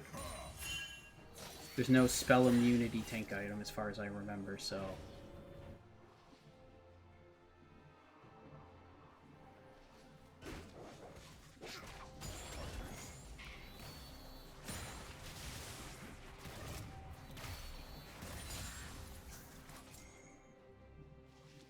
Alright, both sides kind of jockeying for position. Drake in about a minute and a half. This is soul point, so it has to be contested. Malphite has teleport again, so we'll see if they maybe have a little better teleport use this time around, and kind of able to secure a backline flank onto the... I think they really just need to get to this Jinx. If Jinx is allowed to just kind of free farm with her build, she'll be doing a ton of damage. Sure. It actually goes crack in second. I don't really know if this is how Jinx is supposed to kind of go, but I think what I saw, Zach was talking about like PD Hurricane with IE. But we do see second item Kraken Slayer. I just think it might be unwinnable now for Bandle City. Maw completed for Garen. Force of Nature completed for Nautilus. Double Banshee's fail. Alright, Nautilus are another kind of early Malphite TP. Rookern is completed for the Malphite. I think if they don't get onto this Jinx instantly, it might be GG. And Ace in the Hole forced to get rid of the Verdant barrier. That's going to spawn pretty quick here, though. Maybe... Oh, yeah, Shyvana's just going to take tower, force pressure. And I think all her team has to do here is not die. Because she's going to... And now they can turn. Now they can kind of turn with the... Now they can turn onto the 3. Now they can turn onto the 3. I see Infusion looking onto Caitlyn here. Should be a clean one-shot. Returns back to the fight. Swain CC'd, one shot by Volpine Tahala Fury. gets out. Atomic Ghost and Typhoon are just running for their lives. the Talia able to get out with sorry, Tahala able to get out with a pop. The Meanwhile, blast cone. Pasta Man is ending the game. Okay. Oh, gets actually executed. Oop. Never mind. The team should get soul point or soul off of this play. I mean, this Malphite's very tanky, but Garen is Garen. So he's not going to survive for much longer against this. Jinx with the kill.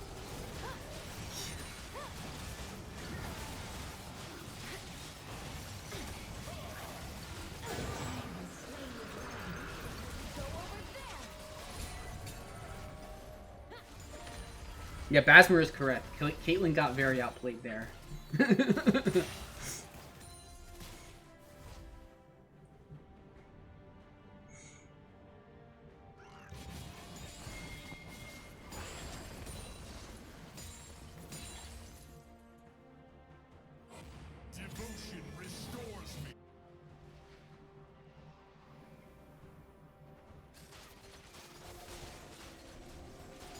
And I must say, this game is a lot more exciting than I thought it would have been. True, yeah. It's looking like a game 3. I'm glad that even within this game there was moments where it got like exciting, like because early on, Bilgewater was putting on a very good early game clinic, and then Bandle City had a little bit of a comeback, and now it just looks like they might be just a little bit out of. Oh, Lawful Dog's just one shot. Great ult from Slim. Super Mega Death Rocket goes wide. It does not matter. Atomic Ghost should go down here to the Jinx as well. This Jinx has 3 items and is just running down everyone. Yep, this should just be the end, very likely. Although Bilgewater Typhoon still being alive, they were able to burn through him last on top. time. All right, and it's gonna wait for the wave. Push the top side, or push bot side. Get the bot side the bot side tower. Sarcastic Elo himself having now 2 with the 2 items.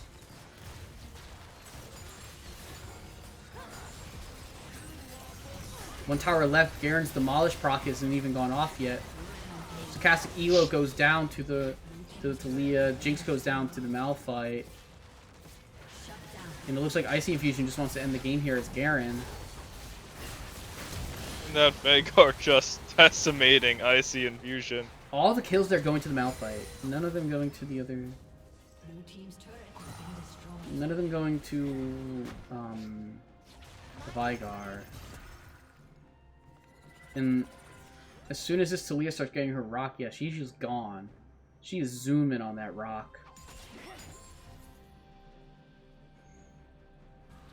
Alright, Baron is up again. Could look to set up something with the Baron here. Talia does... Oh. I'm not sure if I like to be in this position as Shyvana, but she's very powerful. Okay, she just ults over the wall.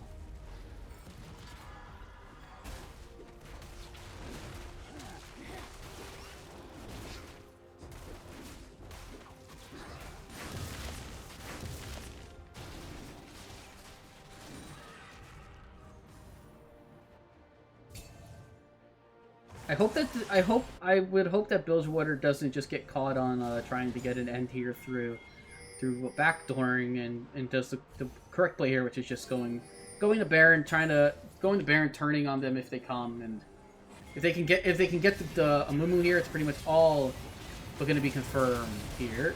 Garen popped over the wall. Slimsh gets the kill on the Nautilus. Absolutely fine at this point.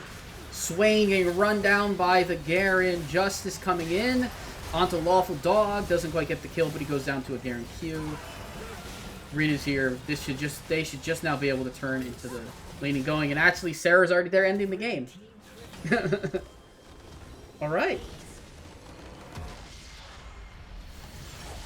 Big win for the... Big turnaround win for Bilgewater. For Bilgewater.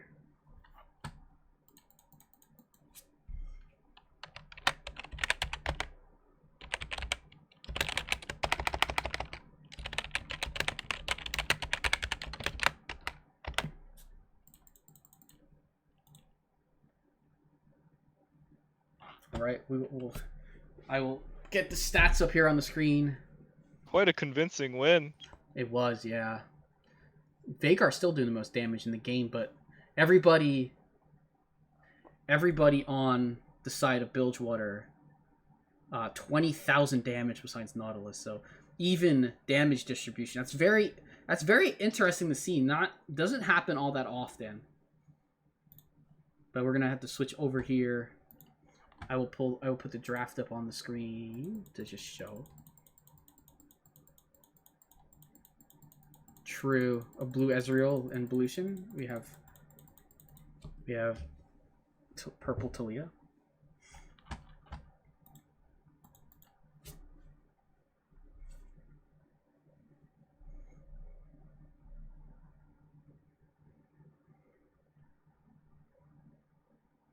I wonder if we see any changes from Bandle City concerning composition and bans, of course. I think Bilgewater's now seen that they like to go very AP heavy. So I'm wondering what we'll see here. I wonder it is interesting. I know that that Eddie has some really nice like tankier kind of like supports versus like just the damage supports. I know he really enjoys. He also enjoys stuff like Jarvan and Pantheon, things that could just play very aggressive in lane. Obviously, you don't generally want to pick those into like a Nautilus. Roll 2 d20s for both sides. Okay. So I am gonna roll 2 dice. I'm gonna go here. See, d20. Okay. Roll. We got a 4.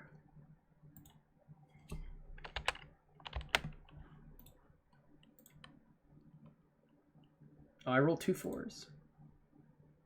18.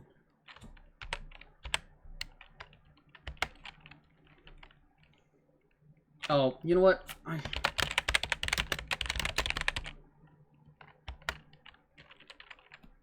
I fucked it up. Alright, so I did rolls without, yeah. Alright, XD. Alright, first roll, Bilgewater. 9. Alright, second roll is gonna be Bandle City. 10. Alright, Bandle has side select. I fucked that up.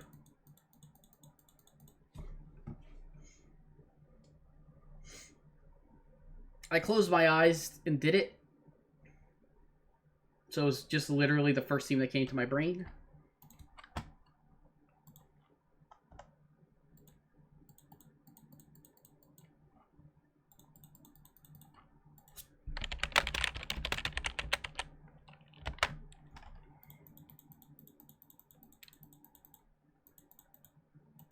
Okay, they take red. Okay, so they want the counter pick this time. So I will switch the teams over. I will plop out of there.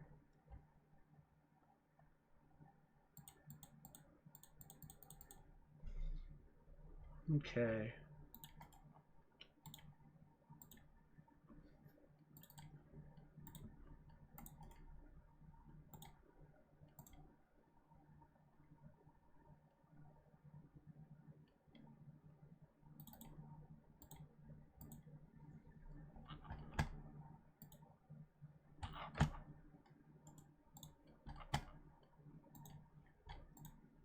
If I had to guess by the fact that the other one's still going too, I wonder if we're getting 2 game 3s tonight.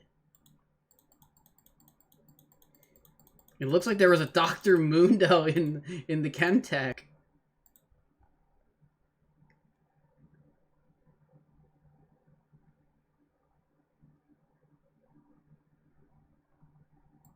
It might have been the other game might have just ended at this point. I don't know if Dr. Mundo is undefeated or not.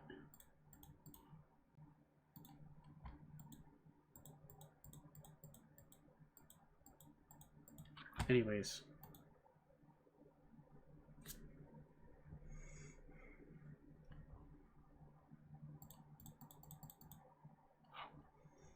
So with the change of sides, how do you think that changes the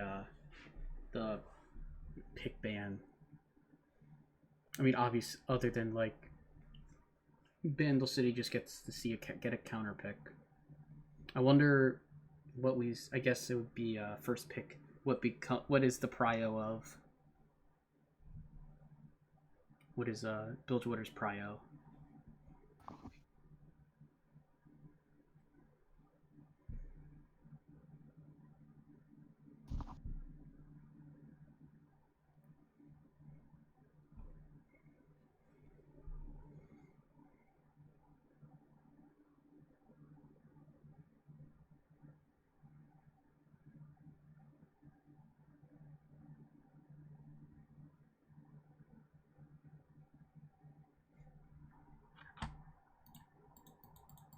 Guessing Bandle City did not expect this to go to a game 3. Probably not, but they ended up switching sides. They won the D20 rolls. So they got side select and picked red. So this is our first red side's pick of this match because both other teams. No, I guess Bilgewater picked red side. The first game. Yeah. All right. Where is my draft link? We got to see what happens here.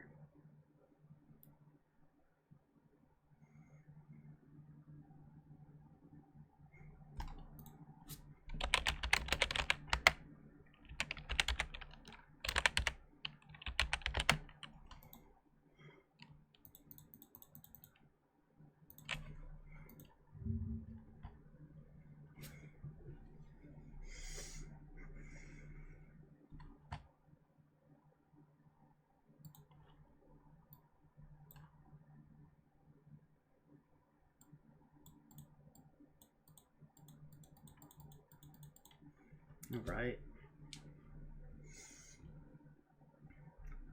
Let's see how the bands end up adapting. It seems like the team who won didn't do much. So after game 1, Bandle City did not change their bans at all.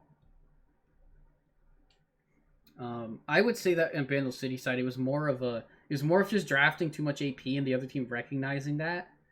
So I wonder how they adapt their picks. For sure. I think I wouldn't be surprised to see like the same bands, but just with some comp changes.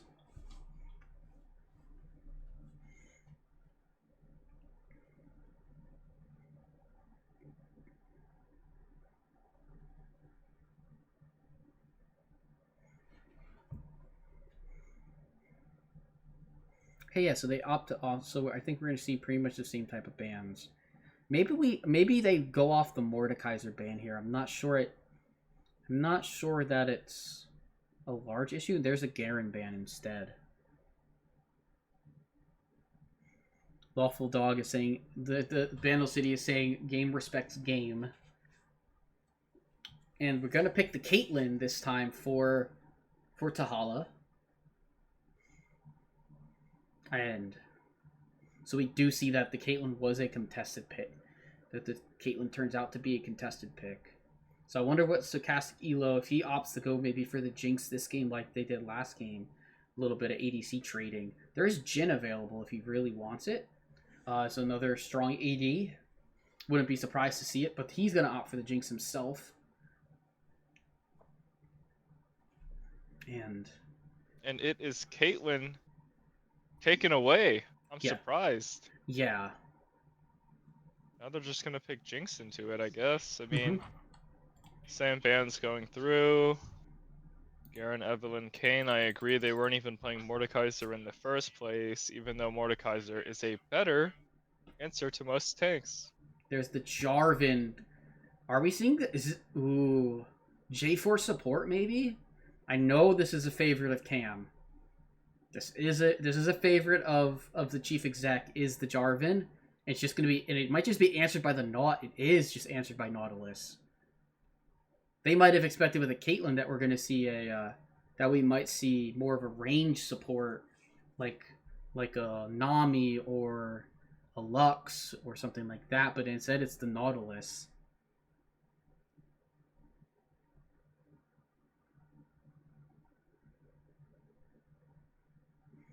See what the final pick here. Sarah's going to take the Wukong this time.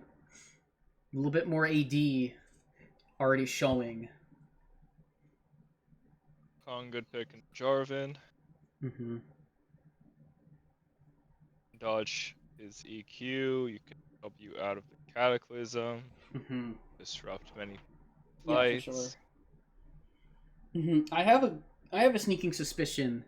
Oh no, it is going to the jungle. That is a Renata Glask for the support. So after all, it turns out to be a jungle Jarvan. I thought it would be potentially a support Jarvan, but I was quickly proven wrong. Okay, Dr. Mundo banned away. Yeah, Mundo's definitely a good ban with the type of team that Bilgewater has right now. I think Mundo could become that unkillable tank against the team. And everything.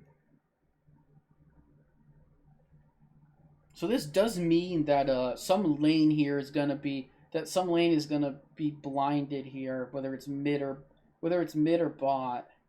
They're gonna opt for the Mord ban here, so they're gonna leave up the Tristana, knowing it's a very AP heavy comp.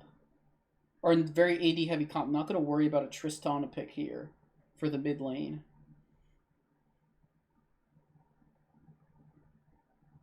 Although maybe if Icy Infusion has some AP top laner he could pull out. They could even opt for Tristana if the lane looks okay. Gonna ban the Malphite. Gonna pinch down on the pool of Typhoon a little bit here. See what he wants. See what he ends up going. It's gonna be a Twisted Fate. That is, I guess that's technically a flex. I don't really know if that's a pick I would for be top. surprised. I think it's mid. Yeah, I would be surprised if it was the TF top. Yeah, Showing Icy Infusion. Yeah, But I might want to just see another Talia here, right? I think Talia's fine. I here. did see the Talia pick last game, so I do think that the TF pick for the global ult would make sense given the success of the last game. Yeah, and that's a set top. So we are going to I think Renata is a very strong pick here into triple melee all AD so far. Yeah, for sure.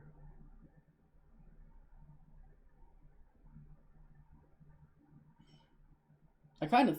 Oh, it's going to be a... Oh, it's a Vladimir.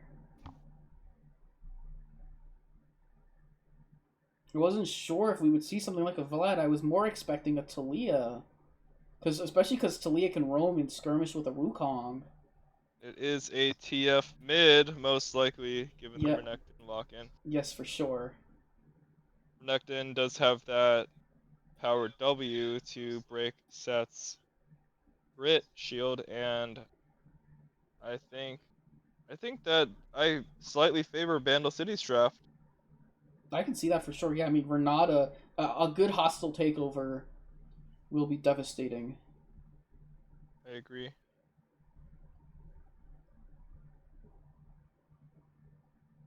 And I know TF can catch out the Wukong with the ults.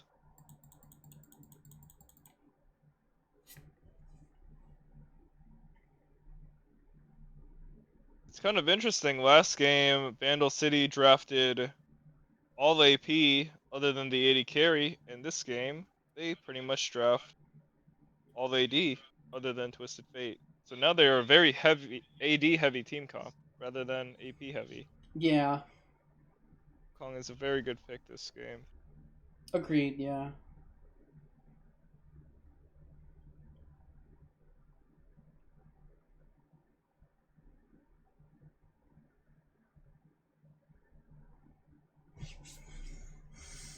I think that set pick for sure kind of dissuaded something like a definitely I think persuaded somewhat of like a tanky top laner pick, just because set is very seems to do like quite well into things like I don't know, I think like perhaps there's like a potential Ornn pick or whatever, of what's left from the tanks that weren't banned.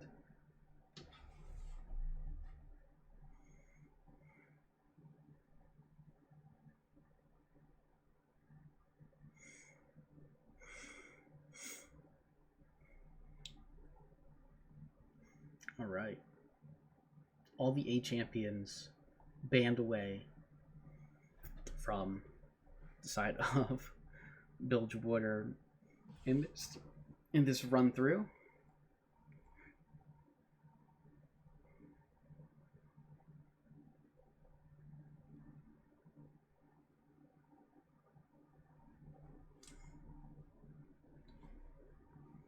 It is interesting. It seems like the role like of last game Lawful Dog mid being the person who was Lawful Dog mid being the person who was kind of trying to play the scaling champion, and this time it's Ren on the Vlad who's trying to play for some scaling,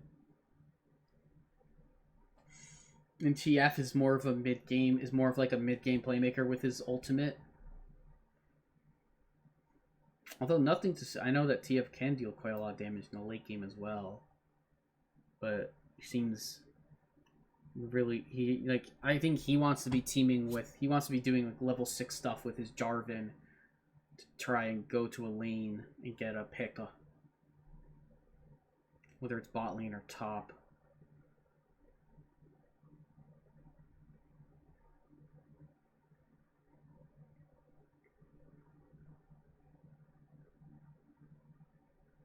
Yeah, I know you said you like Bandle City's comp perhaps a little better, and I think a decent chunk of it will hinge on the Renata. I'm very interested to see both teams essentially are 3 AD and an AP champion, so we'll see. And then the supports are kind of tanks. Renata's technically what you would call more of a caster support because her abilities are all ranged, but she goes tank. She goes like kind of tanky enchanter. So yeah, let us know in the chat who you think's gonna take this one. We had I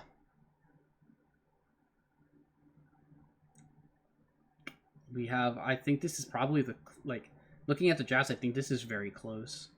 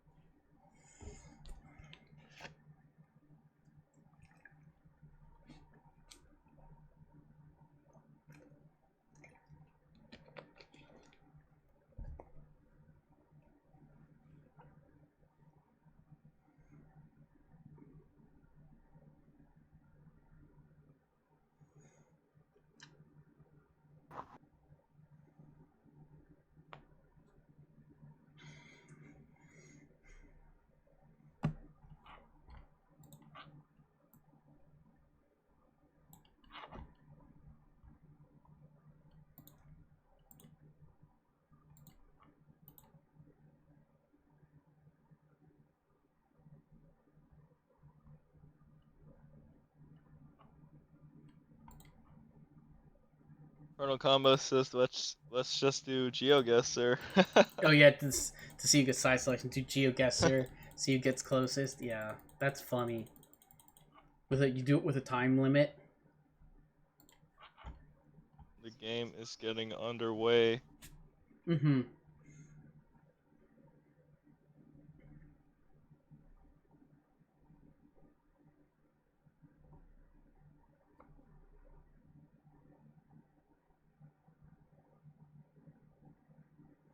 I am very happy to see the chief exec going with the Renata pick this game.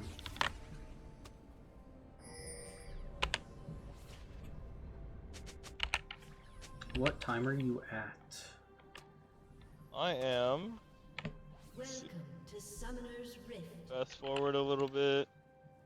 30, 31, 32. Okay, we're on the same 3. spot. Yep. All right. All right. I'm going to quickly step away, and I will be back in a couple minutes. 5 point or 5 stack from red side. Preventing some sort of Nautilus invade.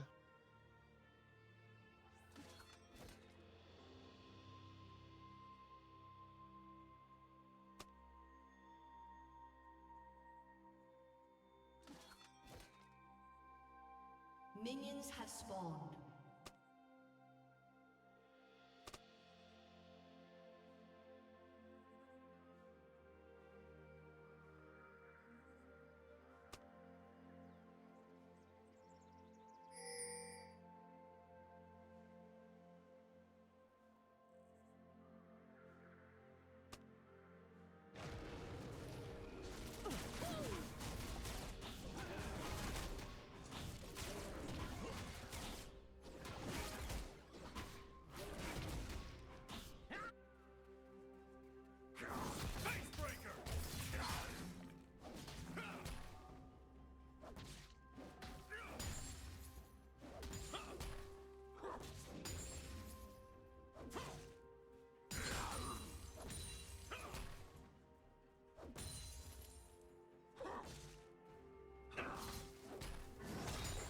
Do some basic trading for the set.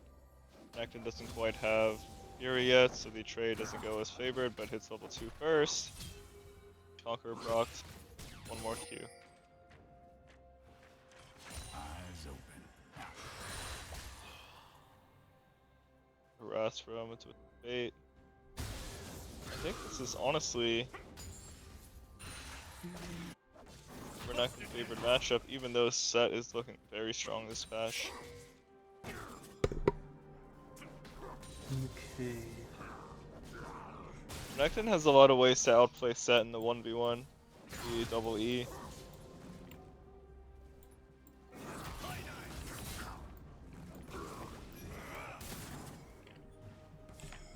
Ooh, I see Fusion getting very low here.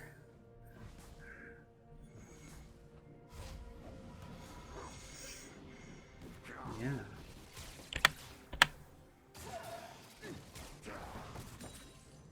Oh, Renekton taking a tower shot. Definitely has to back here. Set can just teleport in. And he's gonna get ganked by the... He's getting ganked here by the Wukong. As long as Wukong plays this patiently, it should be a kill. No W on the Wukong? The W flash would have killed there. Mm-hmm. Little too patient in the end.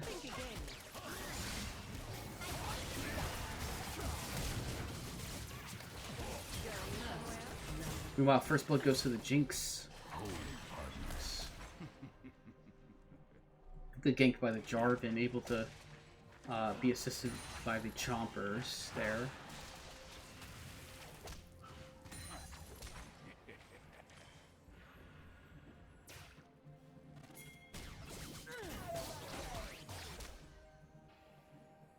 Really good 90 caliber net by the Caitlyn to get out of the way. There's no set to follow here. I think Renekton might just be able to get a solo kill here onto the Wukong. Man. Definitely ambitious.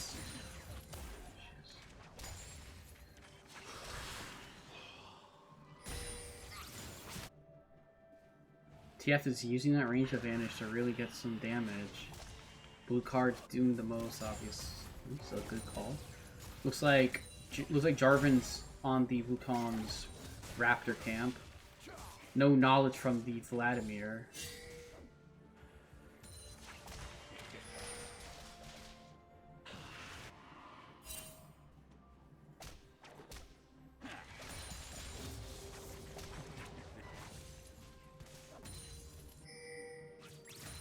Looks like a repeat gank here. Oh, Caitlyn with a great flash though, but so no kill's gonna happen. Wukong takes the camp, gets level 4.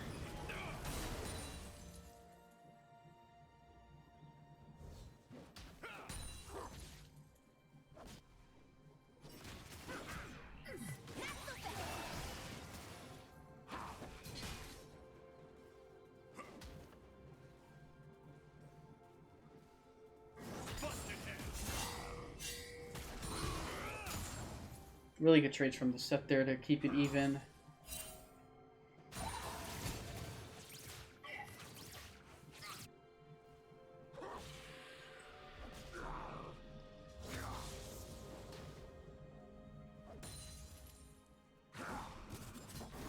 Oh, Renekton having his And a dominance. solo bolo from Tai onto Yeah. Icy Infusion.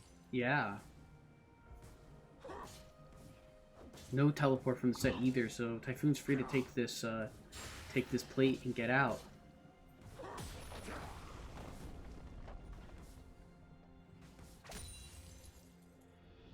It's a pretty costly death for the set dying under its tower.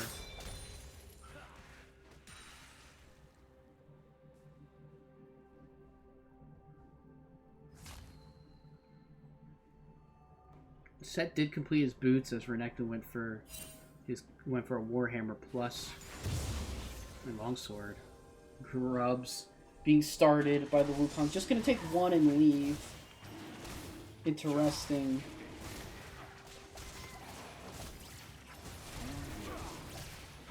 They should probably have an inkling that they're on Drake now, but now that this would potentially allow for rotation over. TF has yet to use his ultimate, but really hasn't been any play since he hit level 6.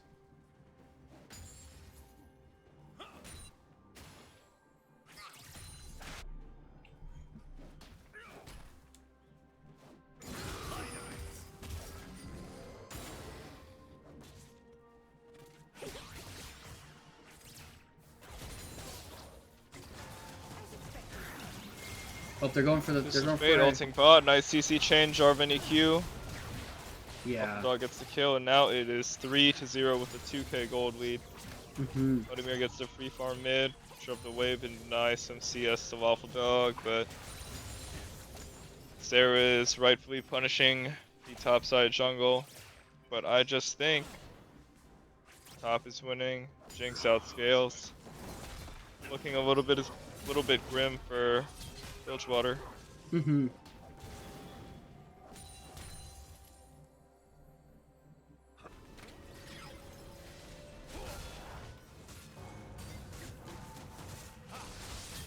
Slim's getting caught out again here, forced to flash.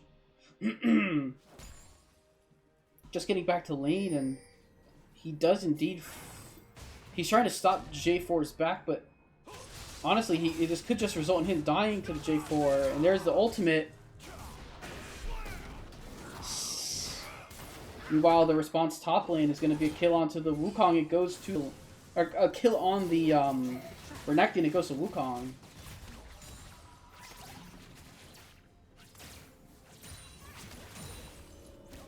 Very aggressively playing here from the bot lane. They don't, obviously the support's not there. Now they're gonna have to be getting back.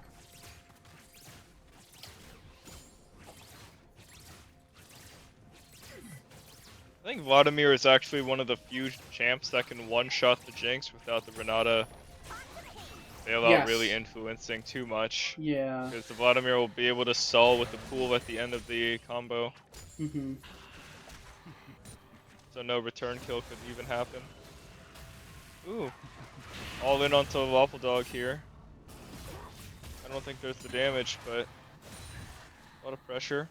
Almost had the damage. Turning Ignite for Flash. Not bad. No, not. And the Vlad didn't use Ghost there either. Pretty much how this matchup goes. TF pokes and gets perma prio, and then every 2 or 3 minutes Vladimir goes for an all-in.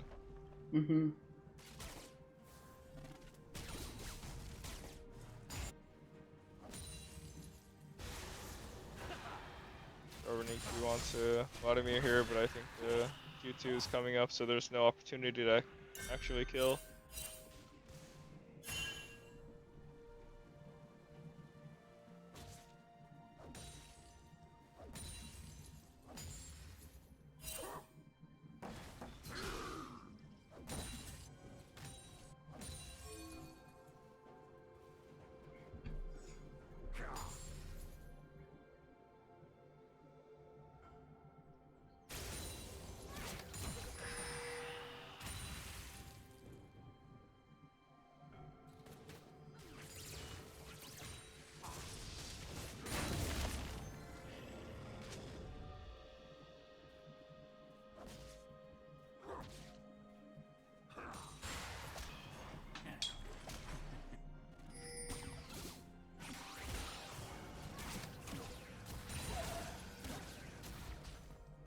All in, going on to the Renekton. This should be an easy kill. Yep, Dominus is going to get a bunch of healing, but goes to Icy Infusion on the set there. Going to help him get towards that Titanic. I assume he goes Titanic. Oh, Jinx ult goes wide. So no Super Mega Death Rocket for a little bit here. Going to use this to take a tower or two, but it looks like the Renata has roamed up here for the second set of grubs. Just gonna get one plate and exit. There's gonna be a teleport in from the from the Renekton. Oh, Vladimir's going for an all-in here. Does it happen? Nope. Twisted Fate able to ult out. But that's more valuable pressure. No ultimate from the set here, but Sarah isn't able to find a way, but Atomic Ghost has to flash, misses it. Doesn't really have anything going on here. He ends up going down to the bailout. Suddenly, the game is looking a lot closer. Yeah, some really good fights. Taking Slim, she's actually here and is actually here as well. But yeah, get the Vladdy out. I think Nautilus is the only one who's going to go down here. Kill for the set. Lawful Dog is gonna get jumped on by the Wukong.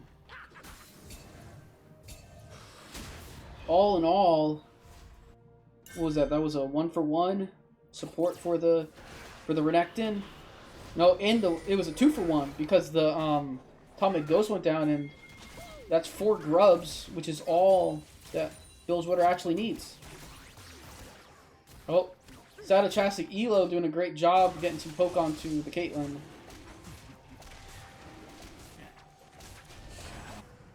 This Jinx is really farming well this game. I wonder if they should have first picked the Jinx this game. They saw how well it went last game.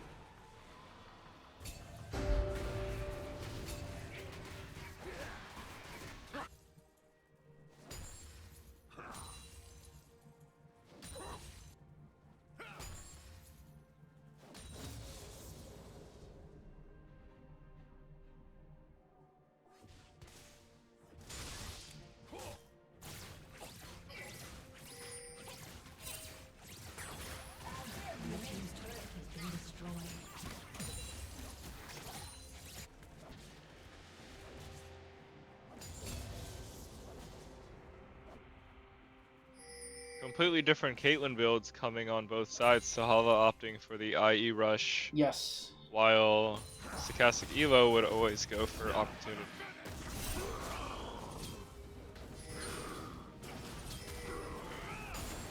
Oh man, huge burst. Oh, but the Twisted Fate is here. Postman coming in herself but because of the vision, is gonna get spotted out. Oh, I see Infusion. Unable to get the W off. Yeah. Cut out in the end by the rotation from the TF. Mm-hmm. And because of the True Vision, the clone was seen right through. Meanwhile, Vladimir has gone to the bot lane now. Wukong getting some. Ooh, good flash. Flash for flash there from the support.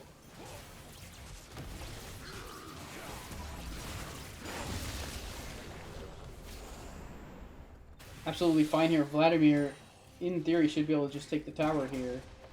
But Lawful Dog's on the tier 2 with the rest of the team. Icy Infusion gonna stop that though.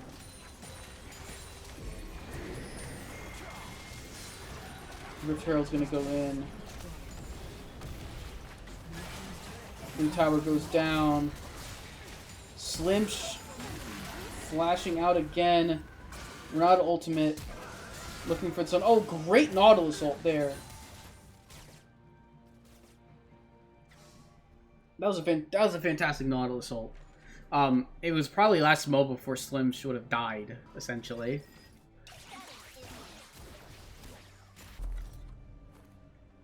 Wukong getting harassed a bit by stochastic elo.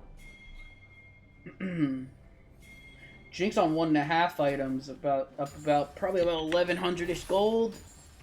Yeah, 1300. So perhaps a little bit in the bank there with the 700 gold.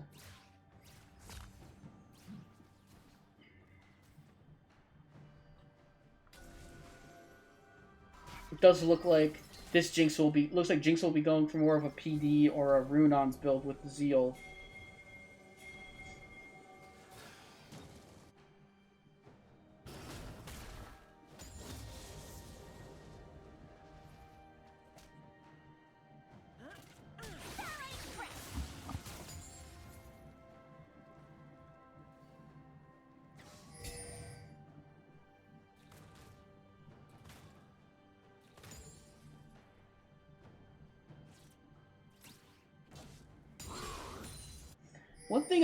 One thing to note is I mean this is that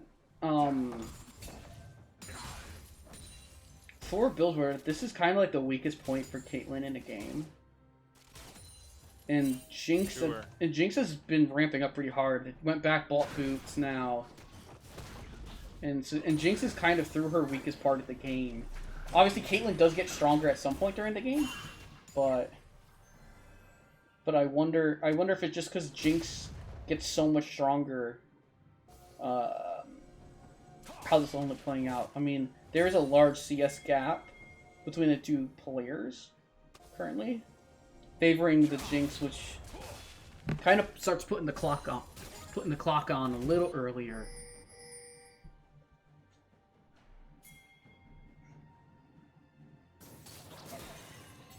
Ooh, nice handshake by the Renata. Which could have potentially ended up then getting caught out. Renekton's gonna fight the Set, gonna use Dominus. I don't know if Set should keep fighting this for right now. Let the Dominus wear off. Oop, TF is gonna take trades onto there. Are we gonna see a? Okay, we are not gonna see a Wukong ultimate here. Oop, Jinx ult dodged out. Good couple of ults, but the ult from the Renata was huge. Ult from Renata was Finally huge. using her ult. Yeah. It just looks like a mess. Actually, they get the return kill on the tie, and Lawful Dog gets one shot. Oh, Tahala gets. Oh, that's 2. A 2 for 2 so far, but the Jinx looks like you might get some resets here. It could be really dangerous. Doesn't opt for the auto on Tahala. He doesn't quite get the auto there, but gets the damage. And you're right. If Jinx had gotten that kill onto Caitlyn, that's probably everyone dead. Ooh, Wukong being very ballsy there.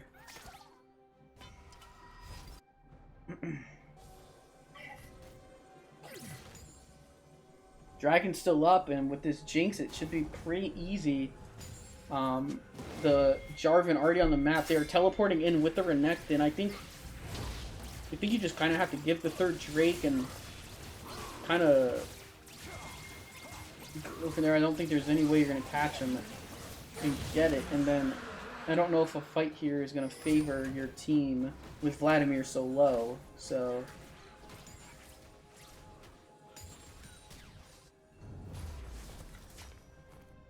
let's see what we have post reset for itemization. Renata's just gonna. Renata has a Bandle Glass Sphere with the Locket. We have completed Lichbane on Twisted Fate, completed PD on the Jinx. That's a huge item for Jinx. Cosmic Drive and almost looking towards the completion. Oh, we're gonna go on the Lawful Dog here. We're gonna go right to the source, and it is gonna. Wukong's gonna have to do a short flash to get the kill. Renata almost in hook range, but a good handshake to stun the Nautilus. Meanwhile, Jinx is in a really awkward situation where Jinx is kind of caught between a set and a Caitlyn. Good ultimate. Caitlyn looks like she's gonna go down here. Kill goes to Caitlyn. So a shutdown goes to Tahala.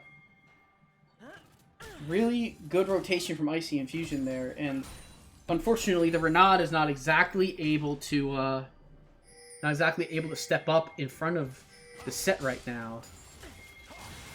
Icy's just gonna use his health and the fact that he is set to just brute force this down.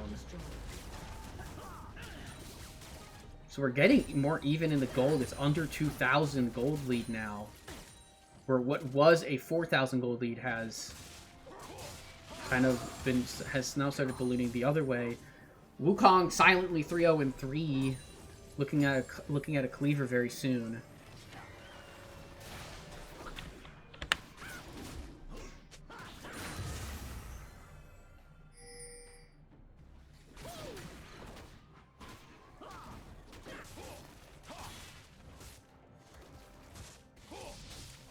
Do you see fights kind of going more how they've been, where it's very skirmishy and takes stuff like Set coming around and grabbing a Jinx on the flank? Is that more how you see what Bilgewater has to do here? Kind of work with more flanking Set maneuvers?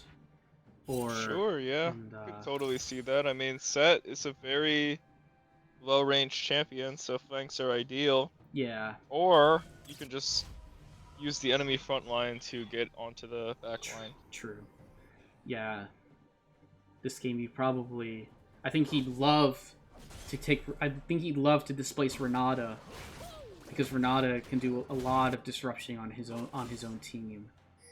But if not, I'll just take the Renekton and slam him into the back line as well. It's like red side is starting to clear out vision towards Baron. Set gonna take a back. Has teleport, so can more than likely go there. Ooh, Hull Breaker now on Set.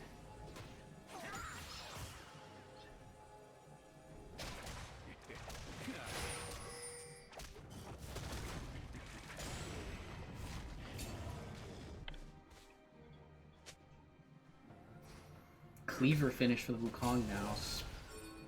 But Hosman was caught out in a very precarious position.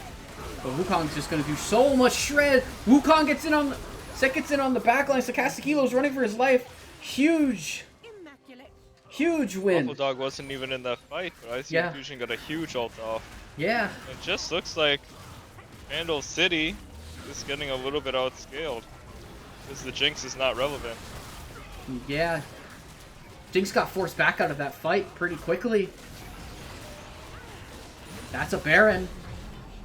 Now it will stop the pushes for now.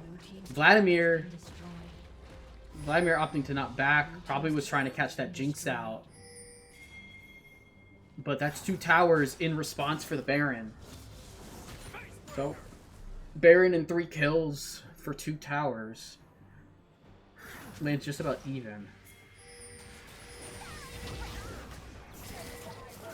Oh, great hook onto Lawful Dog.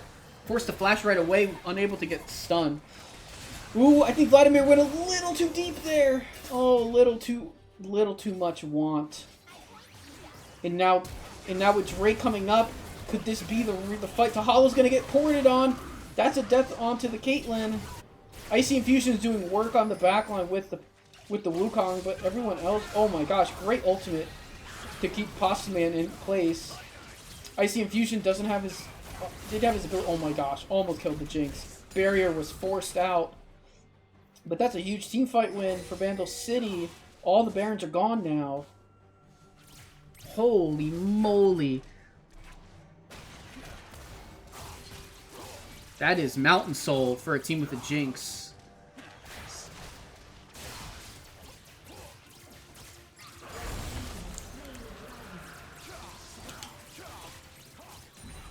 Just like that, Bandle City has found their win condition again. Jinx is getting scaled. They have Mountain Soul. Yeah. They can actually live through the burst from the Wukong and the Vladimir. I'm gonna get LDR for the third item. Very good choice. I mean, Vladimir does have the completed the Rabadons now. I think. Yeah.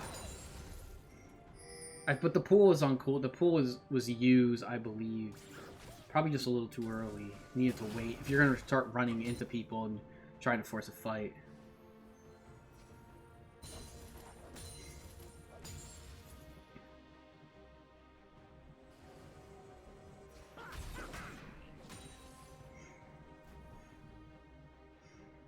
Also, hello, Hockey. Oh. Pretty good damage from the TF here. Now with a rapid fire cannon. Possibly needs to be careful here. A little bit caught, but still has flash. Goes on the Cyclone, but nope, oh, gonna still get caught burns out flash. here. Waffle Pour Dog gonna basically pour it onto one-shotting pour it onto the Caitlyn, able to get out of it. Icy Infusion isn't here though. He did port behind, but Slim's gonna go down here. All right, Bandle City has quickly turned this back into a massive gold lead. This reminds me a lot of last game. Yes, it I does. think I've seen this one before. The Jinx now with the Jinx now at 3 items herself. Icy Infusion just gonna kind of almost be a sitting duck. One-shotting the Jinx and getting out there. Jesus Huge play from Christ. Icy Infusion. Yeah. Wow. Yeah, definitely a huge play. They are gonna get the inhibitor, but they can't get any more out of this. Huge play by the set to just take out the Jinx. That's a shutdown as well, I'm pretty sure.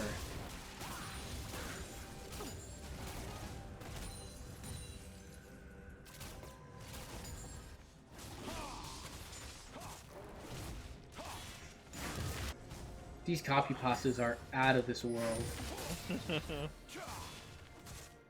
I do not have this much creativity to like find copy pastas and substitute people's names into them. I really don't.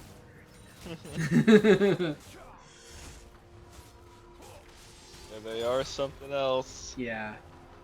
We've got Martian death beams pointing at Earth saying they want Icy Infusion. I think the game can go either way. The way I saw that set, one set shot will- the Jinx clean. Yeah. Ooh, double tunneler. I forget what that builds into now.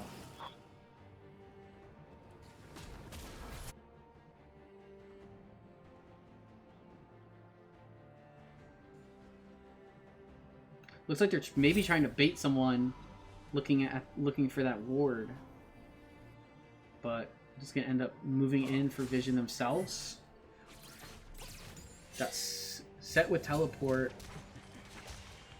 Sitting there in bot lane.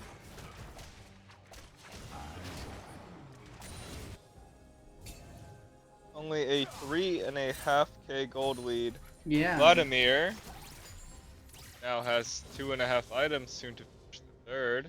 Yeah. Wukong 2.5 items, set 2.5. I think once they hit their 3-item spikes, they should go for an all-in. For sure.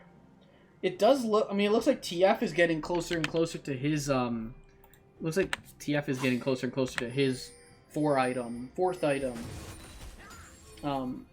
Or his 4th damage item.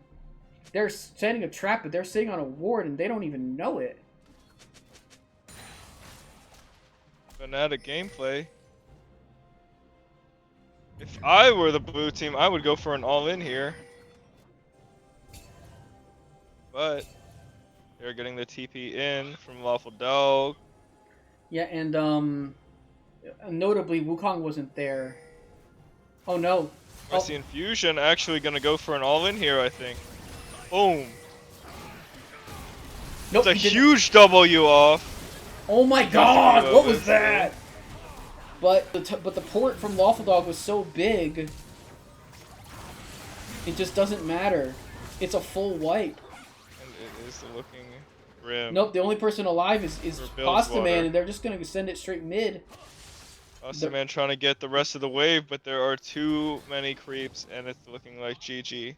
Yeah, for sure. Very valiant effort, very well played match on both sides, but it looks like Bandle City in 3. Mm-hmm.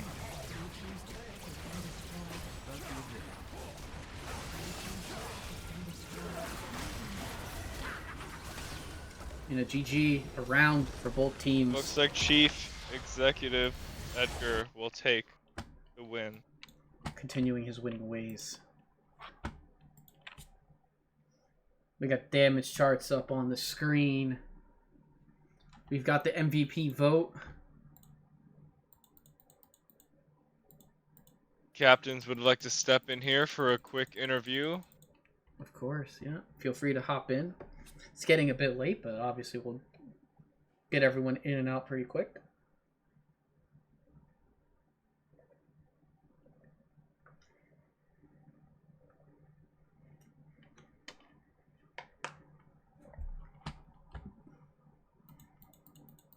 Edgar, how we doing? Yo, Cam. Sorry, I'm late for this meeting. I had a conflict.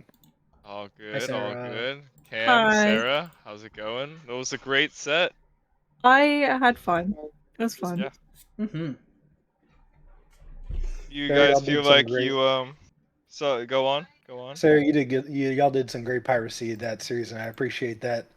You did some scurvy moves. I think that's what the kids are saying. Good I pirates. don't think that's what the kids are saying. Okay, well, what you know what I mean. It was fun. So, You how did you played. guys feel about the game after the first game? Did you feel like you really learned about the other team a lot and you were able to adapt? Yeah, I guess we didn't really know what they played. Like we were trying to figure out who to ban, and we're like, I don't know. Sure. Yeah, we could tell. And then we realized that Lawful plays a lot of Fizz, and we're like, oh, we got that one wrong completely. Apparently, Jin was never even in the factory. No, we laughed really hard when you banned Jin. we were a little confused, but it's fine. That's what these games are for, right? Mm-hmm. Yeah, we showed y'all all our tricks now, so when we see you in week 5, you'll be ready. How come you never let the cane through? Let me have That's it. I want a jungler that abides by the wall of pathing, the law of pathing, and walls, and the integrity of walls, This is also abides by the visible light spectrum. Those are my 2 requirements for jungler, and a couple of the champs you play don't abide by those. So so when are we gonna get Skarner to counteract this this wall decree? Skarner doesn't have a cool pop dance, so I I'm know. kind of not interested in that. I know, Oh, but, we're safe. but he throws rocks. It's that's not it for me. We'll Gotcha. we'll gather our strategy for sure. next time though. Mhm. I think like second time our draft was pretty good, Mhm. and then this time we kind of panicked a little. We kept picking people at 1 second too. Oh, gotcha. Uh, I thought that you guys would just insta take the Jinx first pick because I thought that was a very good pick. Alex plays a lot of Caitlyn, and he wanted Yeah. to show up on that. That's cool. Yeah, we know. We did our homework. Mhm. But you definitely had a really good team comp for us making mistakes. Like anytime anyone was a little too far, you guys could collapse so easy. And that was really, really good drafting by you guys and good play. And he pulled out the Renata. That was a good. One of my favorite champs that you play. So considering, my question to the captains, considering that this was on the closer side of sets, and that Freljord had an amazing set last night, do you think they're the team to beat? I still feel like it's Bilgewater, Bandle City. Yeah, I agree. I think we're the best teams. Gotcha. And we No, just I got mean, that out of the way immediately. So, we'll see. Maybe someone will prove us wrong. I think the I don't rematch doubt is it. gonna go crazy. I think if a team catches Evan not off of a 36 hours of shift, I think Yeah, that sucked to Noxus hear. I would. was like, damn, dude, you playing right now? Jesus. Yeah, he said Wow. he said he was nodding off during the second game, like because Hunter got, which made sense. He went 0-7, like Respect. that's brutal. Like, yeah, I think that it was a super fun series, and I had a blast watching it. Shout out to Slims for not playing Nami, even though he left it up out of respect. He avoided the temptation and he's branching out. Good for you, Slims. You ready? Just And wait till he's thanks. ADC next game. Yeah. Mhm. I'm interested to see if that happens and how it goes. So are we. And thanks, Juan, for subbing. You did great. You did all the engaging that we were looking for. Yeah, I mean, even from like level 3, that Jarvan was just going with the gank. Oh yeah. That Zach game 2 got that Fizz so ahead. Mm-hmm. But yeah, I was surprised not to see a Yone pick tonight. Is the champ just a little bit too weak for your players to feel comfortable on Yeah, it right I now? don't really follow mid and top win rates, but I think both Icy and Rin were like, oh, Yon garbage right now. So they're maybe not interested. That is totally Also, fair. a couple of those comps were kind of impossible to play them into anyway, too. Sure, sure. True. I personally wouldn't like to Yon into an Amumu or like things like that. It just looks stupid. Yeah. Just get locked down. Exactly. And it seems like you guys kind of tend towards beefy CC champions. So that's really hard to pick them We did into. first pick Lawful Dog. Now, do we ever expect to see a Waffle Dog playing one of his comfort champs in the mid lane? We talked about it. Kind of like Slimsh right now playing Nautilus when the Nami's open. We're trying to figure out actual mid laners and get him some reps on those before Yeah. we revert to our old ways. Yeah, there's definitely a lot of testing going on right now since it's early BoozeBash. Early BoozeBash, and there's like the largest patch in league history for like quite a long time, so it makes a lot of sense that there's a lot of experimentation. I'm very excited to see how the rest of the matches.